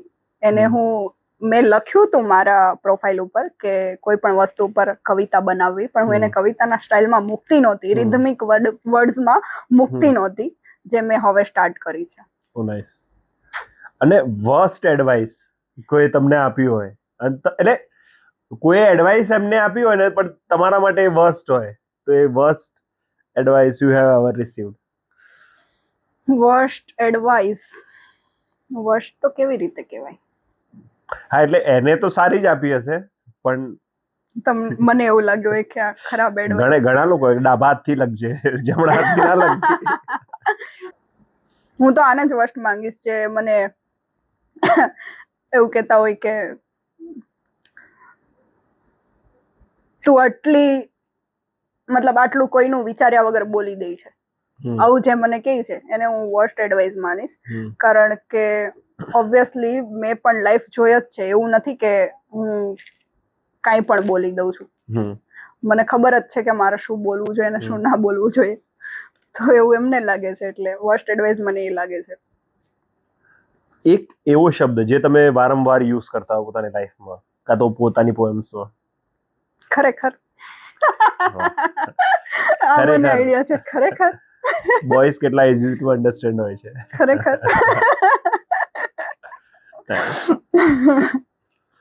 લવ લેટર્સ ઓર રોમેન્ટિક પોએમ્સ? બંને જ ચાલે.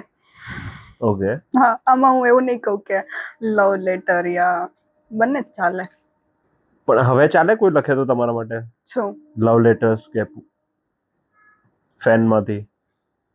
તો મને એમાં કયું એવું નથી લાગતું કે ના જ લખવું જોઈએ. મતલબ હું મેરિડ છું એટલે તમે મને એવું પૂછો છો ને? હા, એટલે હા, જનરલ પરસેપ્શન એવું હોય છે કે કોઈ કે મેરેજ થઈ ગયા છે તો ઓબ્વિયસલી ના લખવું જોઈએ. મેં આ પોએટ્રી લખવા માટે બહુ હિંમત નહીં કરી. નહીં, મને એવું નથી લાગતું કે, કારણ કે તમે દરેક પર્સનને અલગ રીતે જ જુઓ છો. હવે કોઈએ મારા માટે પોએટ્રી લખી નાખી છે એનો મીનિંગ એવો નથી કે એને મારી જોડે લાઈફ સ્પેન્ડ કરવી છે એટલે લખી નાખી છે. ઓબ્વિયસલી તો હું કોઈ વસ્તુને એટલી સિરિયસલી ને એવી રીતે નથી લેતી, એટલે મને એમાં કોઈ ફરક નથી પડતો. પ્રપોઝલ પણ રેગ્યુલર એટલા આવતા હોય છે. મતલબ ઘણા લોકોને એવું જ લાગે છે કે હું હજુ સિંગલ છું, તો લોકો મેસેજ પણ કરતા હોય કે તમે ડેટિંગ માટે અવેલેબલ છો. આવા તો બહુ મેસેજ આવે છે. બહુ, મતલબ હું ઇન્સ્ટાગ્રામના મેસેજ તમે છોડી દો, મેઇલ કરે છે લોકો. મેં મેઇલ આઈડી નાખ્યું છે, એ વર્ક માટે નાખ્યું છે, તો એમાં લોકો મને મેઇલમાં એવું પૂછે છે. ડિનર ડેટ માટે પૂછતા હોય, એવું કે પેઇડ મીટિંગ, મતલબ અમે પૈસા આપીને તમને મળવા માંગીએ છીએ. તમે કહો એટલા પૈસા આપીએ પણ તમને મળવું છે એક વખત. મારી લાઈફમાં આ પ્રોબ્લેમ છે તો મારે એનું સોલ્યુશન જોઈએ છે, તો એક વખત તમે મને મળો. તો આવા લોકો હોય છે. તો પણ મને એમાં કંઈ, મેં તમને કીધું એમ બહુ ઓપન માઇન્ડેડ છું, તો મને સરપ્રાઇઝિંગ નથી લાગતું. ના, સાચી વસ્તુ. થઈ શકે. સૌથી ડિફિકલ્ટ શું છે, પોએટ્રી લખવી કે પોએટ્રી સમજાવી? પોએટ્રી સમજાવવી. લખવી એટલી અઘરી નથી જેટલી સમજાવવી છે, કારણ કે સામેવાળો માણસ એને કેવી રીતે લે છે એ તો આખી અલગ વસ્તુ છે. એટલે તમારો પોઈન્ટ ઓફ વ્યૂ એને સમજાવવો એ સૌથી હાર્ડ છે, કેમ કે એ તમારી નજરથી જ નહીં જોવે એને. Best time to write, morning કે ઇવનિંગ? મોર્નિંગ. એકદમ ક્લિયર માઇન્ડથી તમે રાઇટ કરી શકો. ઓકે. બહુ ફ્રેશ માઇન્ડ હોય. તમારી જિંદગી ઉપર કોઈ બુક લખાય તો આનું ટાઇટલ શું હશે? આવું તમે ક્યારેય નથી વિચાર્યું, પણ લખાય ત્યારે જોયું જશે. ના, મારે લખવી છે એટલે હું વિચારી રહ્યો છું. ટાઇટલ તો તમારા પરથી લઉં, ભલે લખી ત્યારે તમે મને કોલ કરજો, ટાઇટલ હું જ આપીશ, બરોબર? પણ મેં આવું ક્યારેય નથી વિચાર્યું કે મારી લાઈફ ઉપર કોઈ બુક લખે. એટલે do you believe in love at first poem? એવું લવ એટ ફર્સ્ટ પોએમ? આ કેવો ક્વેશ્ચન? એટલે લવ એટ ફર્સ્ટ સાઇટ જેવું. એટલે મારા સંદર્ભમાં નહીં, કોઈની એટલે પોએટ્રી ગમીને તમને poetry ગમી ગયું. ગમી ગયું હોય. હજુ સુધી તો થયું નથી, તો આઈ ડોન્ટ નો. કઈ એવી બુક જે તમને લાગે છે કે લોકોને વાંચવી જ જોઈએ? હું તો મારી જ બુક સજેસ્ટ કરીશ. વાહ, કારણ કે તમે બતાવી શકો છો. હા, આ મારી બુક છે, તારા પંથે, અને આ રિયલ પિક્ચર છે. ઓહ નાઈસ. હા, મેં એનિમેશન નથી કરાવ્યું, આ રિયલ પિક્ચર છે. અંતરા અને સ્વરા, જેની આખી વાત છે એનું જ પિક્ચર છે. હું મારી બુક એટલે સજેસ્ટ કરીશ કેમ કે આ એવી સ્ટોરી છે જેમાં મેં તમને જેમ કીધું એમ કે અત્યારે સોસાયટીમાં એવી છોકરીઓ હોય છે જે, કારણ કે સોસાયટીમાં બધાની સાથે થાય છે એટલે મારે પણ આ જ કરવાનું છે એવું પહેલેથી માની લે છે. ધારો કે મેરેજ છે, મેરેજ સિસ્ટમ છે, તો બધા વિરોધ છે એનાથી? મેરેજ સિસ્ટમ થી? હા, મને મેરેજ સિસ્ટમ થી વિરોધ નથી, મને એનાથી વિરોધ છે જે રીતના આપણી સોસાયટીમાં મેરેજ સિસ્ટમ છે. મતલબ મને એવું લાગે છે કે બાકી તમે આજે બોલતા હો તો હું પણ વિરોધ કરવા ખુલ્લેઆમ તૈયાર છું. પણ હું તમને કહું, મને એવું લાગે છે કે ફોરેનમાં જે મેરેજ સિસ્ટમ છે કે મેરેજ થાય એટલે છોકરો પણ ઘરની બહાર મૂવ થાય, છોકરી પણ ઘરની બહાર મૂવ થાય, બંને એના પૈસાથી એક નવું ઘર લે અને ત્યાં બંને રહે. મને લાગે છે કે એ જે મેરેજ છે ને એ વધારે લાંબા ચાલે. કારણ કે અત્યારે હું મારી આજુબાજુમાં જે જોઉં છું ને એમાં તો મોસ્ટલી મેરેજ તૂટવાનું રીઝન છે ને એ બંનેને કઈ પ્રોબ્લેમ નથી, પણ પ્રોબ્લેમ એના મમ્મી પપ્પાથી છે એટલે મેરેજ તૂટે છે અને એ લોકો સમજવા તૈયાર જ નથી. એટલે મને એવું લાગે છે કે મેરેજ સિસ્ટમ છે ને આના જેવી હોવી જોઈએ મોસ્ટલી, તો રિસ્પેક્ટ બંને બાજુ સરખી બની રહી. મતલબ અઠવાડિયે એક વખત મમ્મી પપ્પા ઘરે આવી જાય, તમે પણ ઘરે જઈ આવો, ડિસ્ટન્સ સામે પણ સારું જ છે. જ્યાં સુધી દૂર હોય ને ત્યાં સુધી સારા લાગે. તો છેક સુધી, મતલબ તમારે જ્યારે એ ટાઈમ આવશે ને કે તમે ખાટલામાં હશો ને તમારે સેવાની જરૂર હશે, તો મને લાગે છે કે એના માઇન્ડમાં એવી કોઈ કડવાશ નહીં હોય તમારા પ્રત્યેની, એવો કોઈ ઇન્સિડન્ટ એને યાદ નહીં હોય કે તમે એને આવી રોકટોક કરી હતી, આમ કર્યું હતું, આમ કર્યું હતું, એને આની જરૂર હતી તમે એને નહોતું આપ્યું, આવું કર્યું હતું. અને પ્યોર હાર્ટથી તમારી સેવા કરી શકશે કે નહીં એમને અત્યારે જરૂર છે તો આપણે આ કરવાનું છે, એવી રીતે. બાકી અત્યારે લોકોને ખબર છે કે એને કરવું પડે એમ છે, પણ શું કામ નથી કરતા? કેમ કે એને મારી જોડે આવું કર્યું હતું, મારે જયારે જરૂર હતી ને ત્યારે એને આવું કર્યું હતું, એટલે મારે નથી કરવું, એટલે હું નહીં કરું. આ જે માઇન્ડસેટ ક્યારે બને છે? કેમ કે એને પેલા ભોગવ્યું એ વસ્તુ, એટલે સામે એ રીતના રિસ્પોન્સ કરે છે. Most dramatic thing you have ever return? તો એ તો મને આ એક જ લાગે છે. સિચ્યુએશનશિપ ઉપર. એનાથી વધારે ડ્રામેટિક લખવાનું તમે વિચારી રહ્યા છો કે? એ તો મને જેમ આજુબાજુમાં દેખાય એ પ્રમાણે જ હું લખું છું, એટલે ખબર નહીં, કદાચ આના કરતા પણ વધારે આવી શકે. એક હજુ ટોપિક છે જેના ઉપર મારે લખવાનું બાકી છે, વન નાઇટ સ્ટેન્ડ. તમારી બુક બેસ્ટ સેલર માં આવે એ તમને ગમે કે ક્લાસિક બુક્સમાં આવે એ ગમે? બંને જ, ઓબ્વિયસલી બંને જ ગમે. તમે એ બેમાંથી એક કઈ રીતના મને ચૂઝ કરવાનું કહી શકો? ઓકે. સૌથી વધારે એટ્રેક્ટિવ શું છે તમારા માટે, ઇન્ટેલિજન્સ કે હ્યુમર? બંને. અચ્છા, પણ તમારે એક જ સિલેક્ટ કરવું હોય તો? ઇન્ટેલિજન્સ. મને ઇન્ટેલિજન્ટ પર્સન વધારે એટ્રેક્ટ કરે હ્યુમર કરતા. તો અત્યાર સુધી મારો મજાક કરવાનો કોઈ મતલબ ના રહ્યો. એ હ્યુમરમાં દેખાય, આવે ઇન્ટેલિજન્સ એમાં દેખાય. ઓકે. હા, ઓબ્વિયસલી દેખાય. અગર કોઈ રેન્ડમ પર્સન ને તમને ઇમ્પ્રેસ કરવું હોય તો શું કરવું જોઈએ? કોઈ રેન્ડમ પર્સન મને એમ ઇમ્પ્રેસ નથી કરી શકતું. ઓકે, પણ જસ્ટ એટલે તમારા દિલ જીતવાનો રાજ શું છે? મેં પહેલા જ કહી દીધું ને, ઇન્ટેલિજન્ટ પર્સન મને એટ્રેક્ટ કરી શકે. ઓકે. પણ એટલે હાઈ આઈક્યુ જોઈએ? ખાલી એટલે હાઈ આઈક્યુ જોઈએ એનું? પણ પાછું એનું કન્વિક્શન પણ એટલું હોવું જોઈએ, ડિટરમાઇન્ડ હોવું જોઈએ. એ મતલબ ઘણી બધી વસ્તુ ઇફેક્ટ કરે. ખાલી ઇન્ટેલિજન્ટ હોવું પણ જરૂરી મને એવું લાગે કે એના કરતા વધારે કન્વિક્શન પણ એટલું સ્ટ્રોંગ હોય. મતલબ કોઈ ધારો કે હું કંઈક કહી દઉં છું તો માની લે, કેમ કે હું કહી દઉં છું તો માની લે, એવું મને ના ગમે.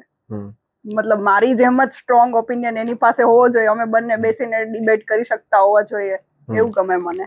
તમારે બે વસ્તુમાં ચૂઝ કરવાનું હોય, હા, પ્યાર એટલે લવ કે પોએટ્રી, તો તમે કોને ચૂઝ? પોએટ્રી. ઓકે.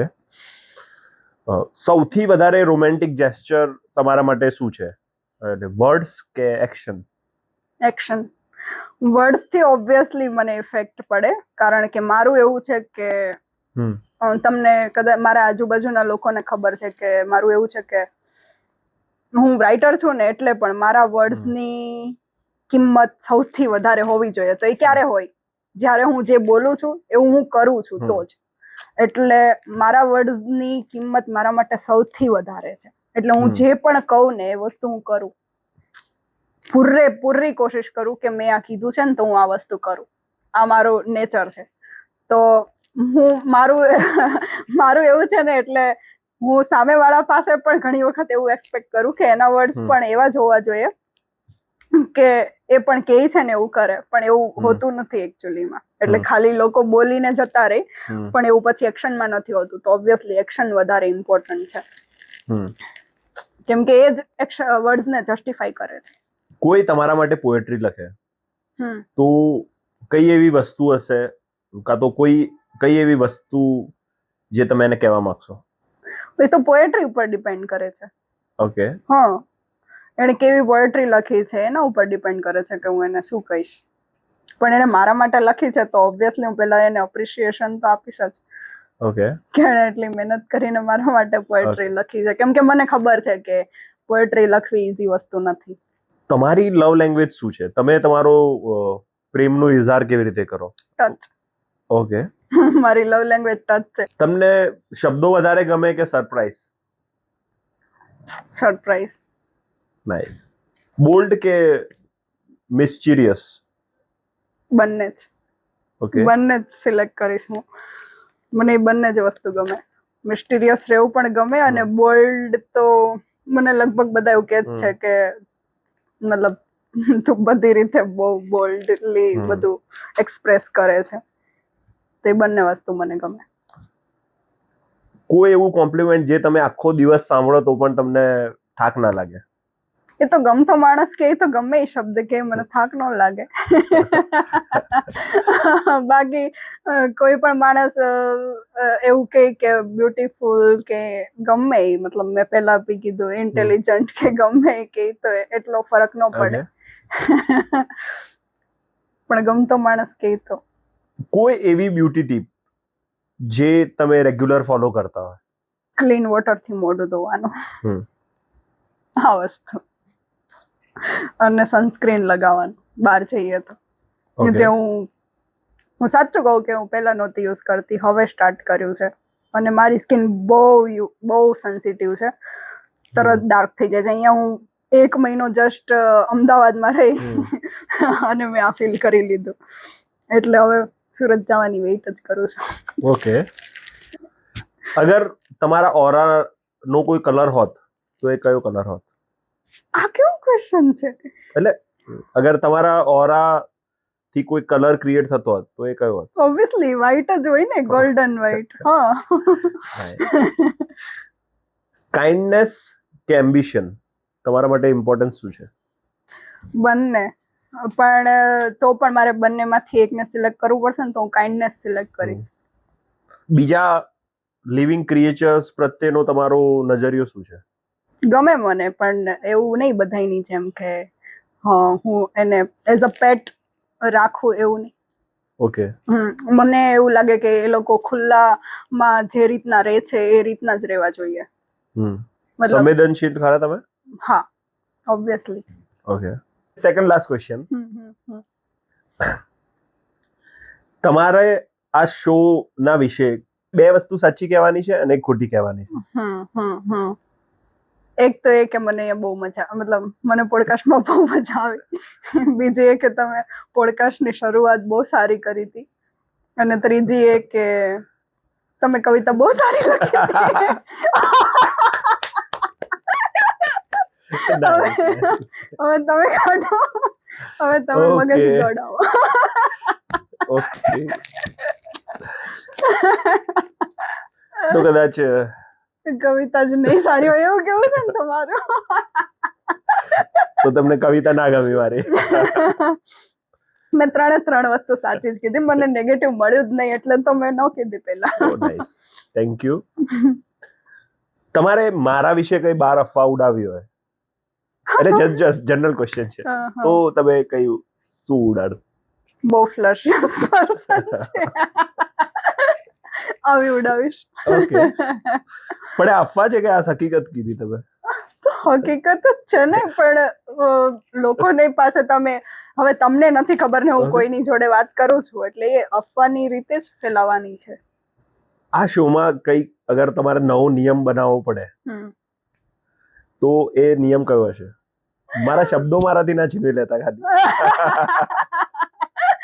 તમને ખબર પડી ગયું શું કહેવાનું? મને એવું લાગ્યું કે તમે હવે કદાચ હું એ નિયમ બનાવીશ કે તમે ફ્લર્ટ નહીં કરતા. ઓકે, ના તો કદાચ આજે આમ મારા શબ્દોમાં એટલી તાકાત નથી હોતી, પણ આજે તમારા સાથે બેસો એટલે ખબર નહીં કદાચ એનર્જી મેટર્સ. બહુ જ બધી જે શબ્દો નીકળવા માંડ્યા, પોએટિક રીતે અરેન્જ થઈ ગયા, મને ખબર ના પડી કે કેટલું ખોટું બોલે છે તમે જો ખાલી જસ્ટ. બધું સામે જોઈને બોલે છે તોય કે આમ અરેન્જ થઈ ગયા. તમારે આ શોના વ્યુઅર્સ ને કઈ કહેવું હોય કાં તો મને કઈ કહેવું હોય તો તમે કહી શકો છો, કાં તો એવો કોઈ પ્રશ્ન જે મેં તમને ના પૂછ્યો હોય જે મારે પૂછવો જોઈતો હતો. તમારે મને અત્યારનો પ્રશ્ન પૂછવો જોઈએ જે હું અત્યારે કરું છું લાસ્ટ 6-7 મહિનાથી. મતલબ મારી પોતાની એજન્સી છે, અમે સોશિયલ મીડિયા માર્કેટિંગ કરીએ છીએ અને સ્ટાર્ટ કરવાનું મેઇન રીઝન એ જ છે કે મને બહુ મારી આસપાસ ડિજિટલ માર્કેટિંગ વાળા પણ એટલો અપ્રોચ કરતા હતા. એ લોકો મને એવી રીતે અપ્રોચ કરે કે તમે અમારા ક્લાયન્ટ્સ માટે કન્ટેન્ટ લખીને આપો. તો એક એ વસ્તુ હતી. અને ઘણા લોકો એવી રીતે અપ્રોચ કરતા હતા કે તમે અમને પેઇડ પ્રમોશન કરી આપો, જે મારા ફોલોઅર્સ વધે છે એટલે ઓબ્વિયસલી આ વસ્તુ કરો. તો આ બંને વસ્તુ સોશિયલ મીડિયા માર્કેટિંગમાં ઇન્ક્લુડ થાય છે. તો એના ઉપરથી મને એવો વિચાર આવેલો કે હું પોતે જ અને લોકો મને એ બી ક્વેશ્ચન પૂછે છે કે તમે પોતાની પ્રોફાઇલ આટલી સારી ગ્રો કરી છે તો એ કેવી રીતે થઈ શકે? મતલબ હું પણ રાઇટર છું, મને રાઇટરના બહુ વધારે આવે છે કે હું પણ રાઇટર છું તો મારે મારી પ્રોફાઇલ ગ્રો કરવી છે તો કેવી રીતના હું કરી શકું? તો ઘણું બધું હતું, આવી રીતના ઘણા ટાઈમથી સ્ટાર્ટ હતું. એટલે એક માઇન્ડમાં હતું કે કંઈક એવું કરીએ, કંઈક કરવું છે એમ, કે જેમાં મારી સ્કિલ પણ યુઝ થાય અને લોકોને હેલ્પ પણ થઈ જાય. અને મને ખબર છે કે કેવી રીતે માર્કેટિંગ થાય અને ઓલરેડી હું એ વસ્તુમાં જોબ, મતલબ હું પોતે એ વસ્તુમાં જોબ કરતી હતી. હું ઓલરેડી એક સોશિયલ મીડિયા પેજ ગ્રો કરતી હતી જેને મેં સારું, મતલબ 1 વર્ષમાં સારું એવું ગ્રો કર્યું. એટલે મને એ પણ કોન્ફિડન્સ હતો કે હું ખાલી મારું પેજ જ નહીં, હું બીજાના પેજ પણ ગ્રો કરી શકું છું. અને એના કારણે મેં આ સ્ટાર્ટ કર્યું અને મેં જસ્ટ એક સ્ટોરી મૂકી અને સ્ટોરી થ્રુ જ સ્ટાર્ટ કર્યું. મેં સ્ટોરી મૂકી કે જેને પણ મારા પેજની જેમ પોતાનું પેજ ગ્રો કરવું હોય એ લોકો મને કોન્ટેક્ટ કરજો. અને તમે બિલીવ નહીં કરો પણ બહુ લોકોએ મને કોન્ટેક્ટ કર્યો અને આખું ફૂલ ફ્લેજમાં મારું સ્ટાર્ટ થઈ ગયું જસ્ટ એક સ્ટોરી મૂકવાથી. એટલે લોકોએ એટલો મતલબ સપોર્ટ કર્યો, એટલો બિલીવ કર્યું અને ટ્રસ્ટ કર્યો કે નહીં, મતલબ મેં કીધું છે કે હું મારા પેજની જેમ ગ્રો કરીશ તો હું કરીશ, એટલે એટલો વિશ્વાસ કર્યો. એટલે અત્યારે હું એ વસ્તુ કરું છું. તો મને લાગે છે તમારે એના રિલેટેડ મને પૂછવું જોઈતું હતું. અચ્છા, પણ તમે આટલું બધું જે કીધું એના વિશે એ જરૂર અમારા દર્શક સુધી પહોંચ્યું હશે. કોઈને અગર જરૂર હશે તો 100% તમને કોન્ટેક્ટ કરશે. અને સાથે સાથે હું પણ ઈચ્છીશ કે તમે મને પણ આમાં કંઈક સલાહ સૂચન હોય તો તમે આપી શકો. અને થેન્ક યુ સો મચ. તમે આટલો ટાઈમ કાઢીને, આટલો સમય કાઢીને, આટલા બિઝી શેડ્યુલમાં પણ તમે આટલો ટાઈમ કાઢીને સાથે બેસે આટલી વાત કરી. લોકોને તમે પોતાની એક અલગ જે સોશિયલ લાઈફમાં, સોશિયલ મીડિયામાં જે છો એના કરતાં અલગ ઇન્ફોર્મેશન આપી. લોકો તમને જાણે એનો મોકો આપ્યો અને તમે અમારા શોમાં આવ્યા એના માટે થેન્ક યુ સો મચ. મેં બહુ જ આભારી છે. આજે બહુ જ ઈચ્છા નથી થતી અહીંયાથી ઉઠવાની. મને પણ બહુ મજા આવે ખરેખર. એક વન લાઇનર સાથે આપણે એનું એન્ડ કરીએ. ઓકે. शब्दों की जादूगरी और हंसी से भरी ये बातचीत यादों के सफर में हमेशा चमकती रहेगी. देखते रहिए the Dhruv Patel show. Thank you so much. Thank you.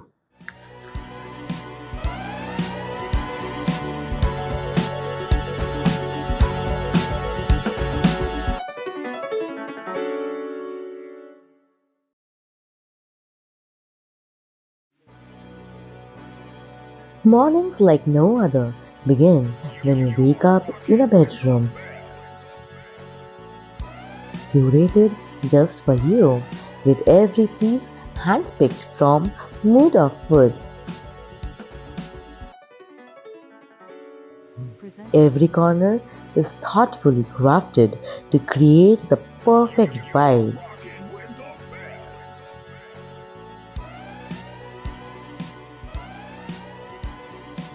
Featuring our beautiful home decor range, the way to the heart goes to the tummy. So naturally, the kitchen is where the magic happens. Mood of Food elevates every kitchen with style and functionality.